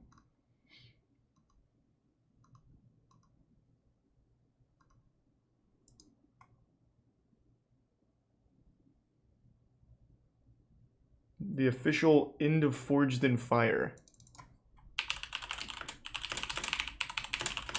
Is it like an anime music video to send it off? So this one? Welcome back to the channel. In today's video, we're going to be talking about the 10 Thanks to reasons resub why Vera. Forged in Fire is officially ending. If you're a fan of Forged in Fire, make sure to leave a like on the video. Also, make sure to subscribe and hit the bell notification so you can be notified when we release our daily videos. Now with all that being said, let's get right to the video. Number 1. They ask too much of the contestants.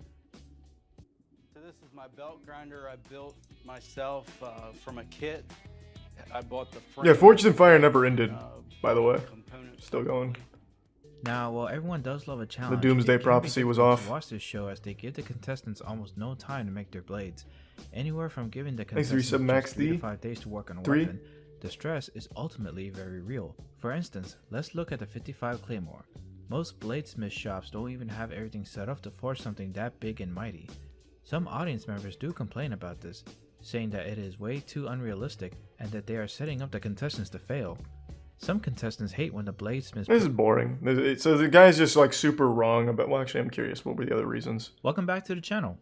To fail, cancel comes to rating. There are 3 people left, and they have to make the handle and refine. It has a cooking show format. 125 pounds. Thanks to with give sub ferrule Fluff handle. and the resub It's Hipster. a pretty sweet little rig right there.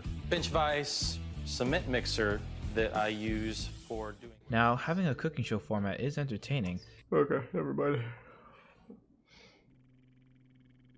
Thanks to the Prime K-Lingo and the Bits Awakenings.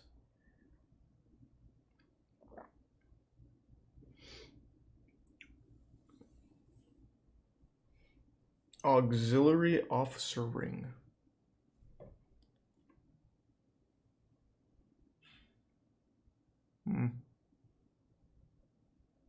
Texas versus Washington RVB. What's that?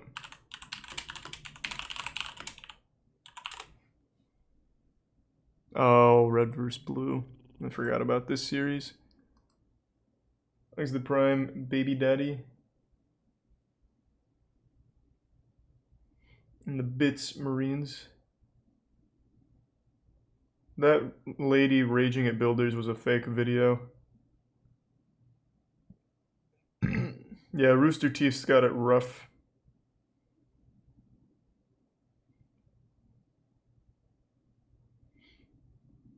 When was the last time you played Pokemon Go? 2016. Alright, we're gonna do this. I want to see the new slapping video now. I just want to go fill up my water first, so just give me 1 minute. I'll be right back.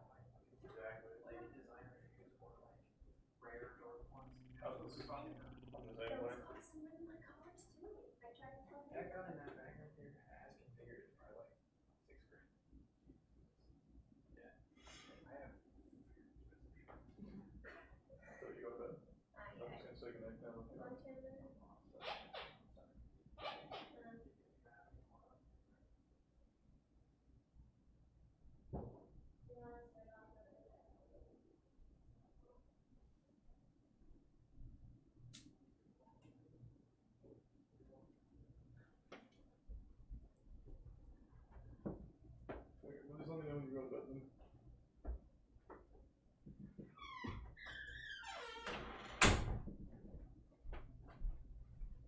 I'm back. Thanks to resub Lazo, Nulchek, and Havana. And the bits Phoenix, Hinny, and Marines.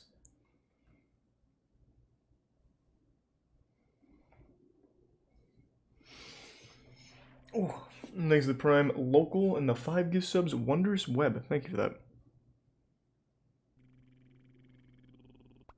Okay. Let's run it. So we only have one. They did a history of Vasily though, but I think it's more of like a montage. Was it like that at the start of this, or did he just get slapped in it a few times and now it's swollen? Because this looks like chewed up bubblegum that was stuck to his head here, and I don't think it was like that at the beginning. Hold on, I'm very curious. Hold on, I'm going back in time. Because it's only one of his ears. Let's go back to, let's go like round 1 here. Wszystkie światły zaśpiewać tu Rysiu Peja, co tu się His dzieje? ear's fine. Na poprzednich zawodach pokazali, że naprawdę mają wielką moc. Can't show me his other ear. Oh, here we go. They spin him around here. very moment. Whoa! And he is not happy about that. Oh!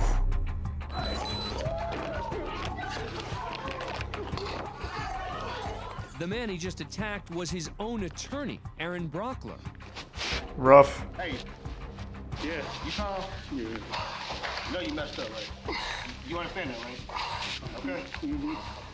Listen, when I uncuff you, put your hand behind your back. Do you understand? Okay? They're now cuffing him behind Thanks his for Prime, back. Bronco. Relax your hand. Attack the lawyer for doing a bad job. Yeah, there's only so much a lawyer can do, though, when you beat your girlfriend with a pistol, hold her hostage, and then light a whole apartment on fire.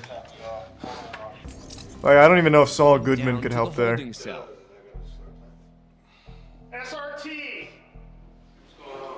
He assaulted his own attorney just right after he got set. Is he about to laugh at in his face? So right now, assaulted police.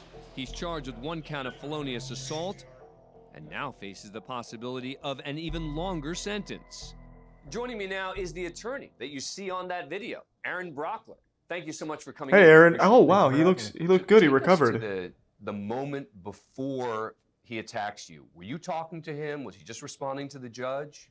I was talking to him, telling him that I was going to come and see him in the jail because there may be some things that we could do to help, mitigate his sentence a little bit. Then he turned and looked at his daughter in the courtroom, uttered a profanity to her, and then that's when he struck me.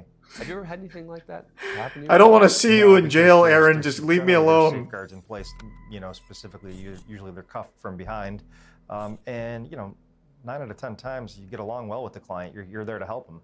I think he just was overwhelmed the years he got. Was he expecting a lesser sentence? I don't think he was expecting it. I think he was hoping for it. Yeah. Prepared him for the fact that expect them. If he had a better lawyer, he might have got it. The minimum. Judge will probably come out somewhere in the middle. She actually was below the middle, but I think he just seeing his child there, and then hearing the amount of years probably just led to a breakdown for him. What sort of injuries did you endure? He broke my nose. Got me on the left side of my nose, so I may have to have some surgery there to improve the breathing.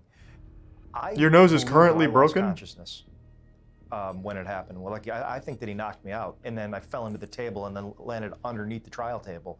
When I woke up, people were like, "Are you okay?" It was like taking a slap shot in the face. My head was just ringing, and I was like, "Whoa," because I didn't see it coming. It was a total sucker punch. Yeah. Aaron Brockler, thanks very much for coming in. We appreciate it, and good luck with the ongoing recovery. Thank you. Thanks for being a fan of Nice. Court Cam. Subscribe to... Oh, Aaron took it like a champ.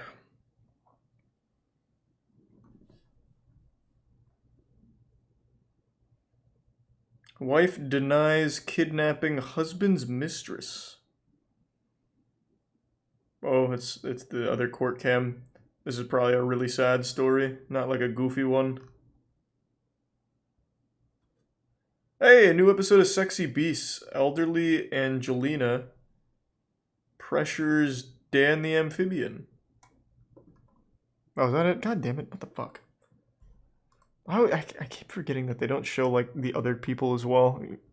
They only show one person. God damn it. I want to see what Dan looks like. Actually, I'll just look it up. So, Dan the Amphibian. Surely there can't be that many of them. Sexy Beast, Dan the Amphibian. Where's the boy at? Well, I don't know what I expected with this.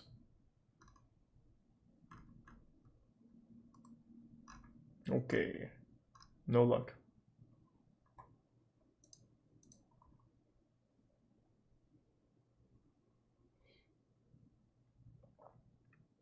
How can she slap Tales from the Internet? I already know. I think I've actually seen that one. I'm very knowledgeable on the How Can She Slap. Streamlabs OBS, Itai. A kind of lunchbox. You wouldn't understand.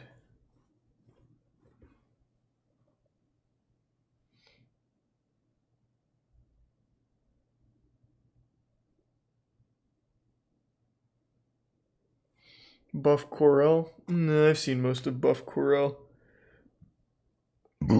Ooh.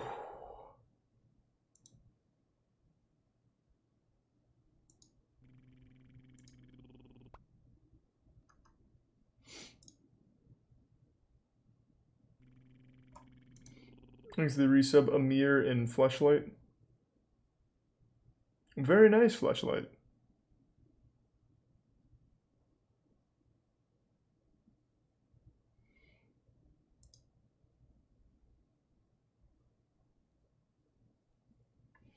I'll be honest, I'm getting kind of tired. I actually might just call it an early night. Thanks to the resub Petro. I've already seen the freestyle canoe. That's a classic. I'm happy people are also finally finding that, because that guy's super talented. Alright, I'm going to call it a night. I'm tired. Thanks to Tier 1 Samuel. Thanks everyone for tuning in. Everyone who donated, big thank you. New subs, welcome aboard. Sub means a lot, so thank you for subbing. I hope you enjoy the emotes. And I hope you all have a wonderful rest of your evening. I'll toss you to someone I haven't tossed you to in a while. I'm going to toss you to Andrew. He's got a whole new setup. It's like Dr. Disrespect came back to Twitch. It's really impressive. I don't know what he's using from it tonight, but I'll toss you over to Andrew. And thanks to Resub Flux. Thanks again, everyone. New subs, welcome aboard. Generosity means a lot. Have a great night. See ya.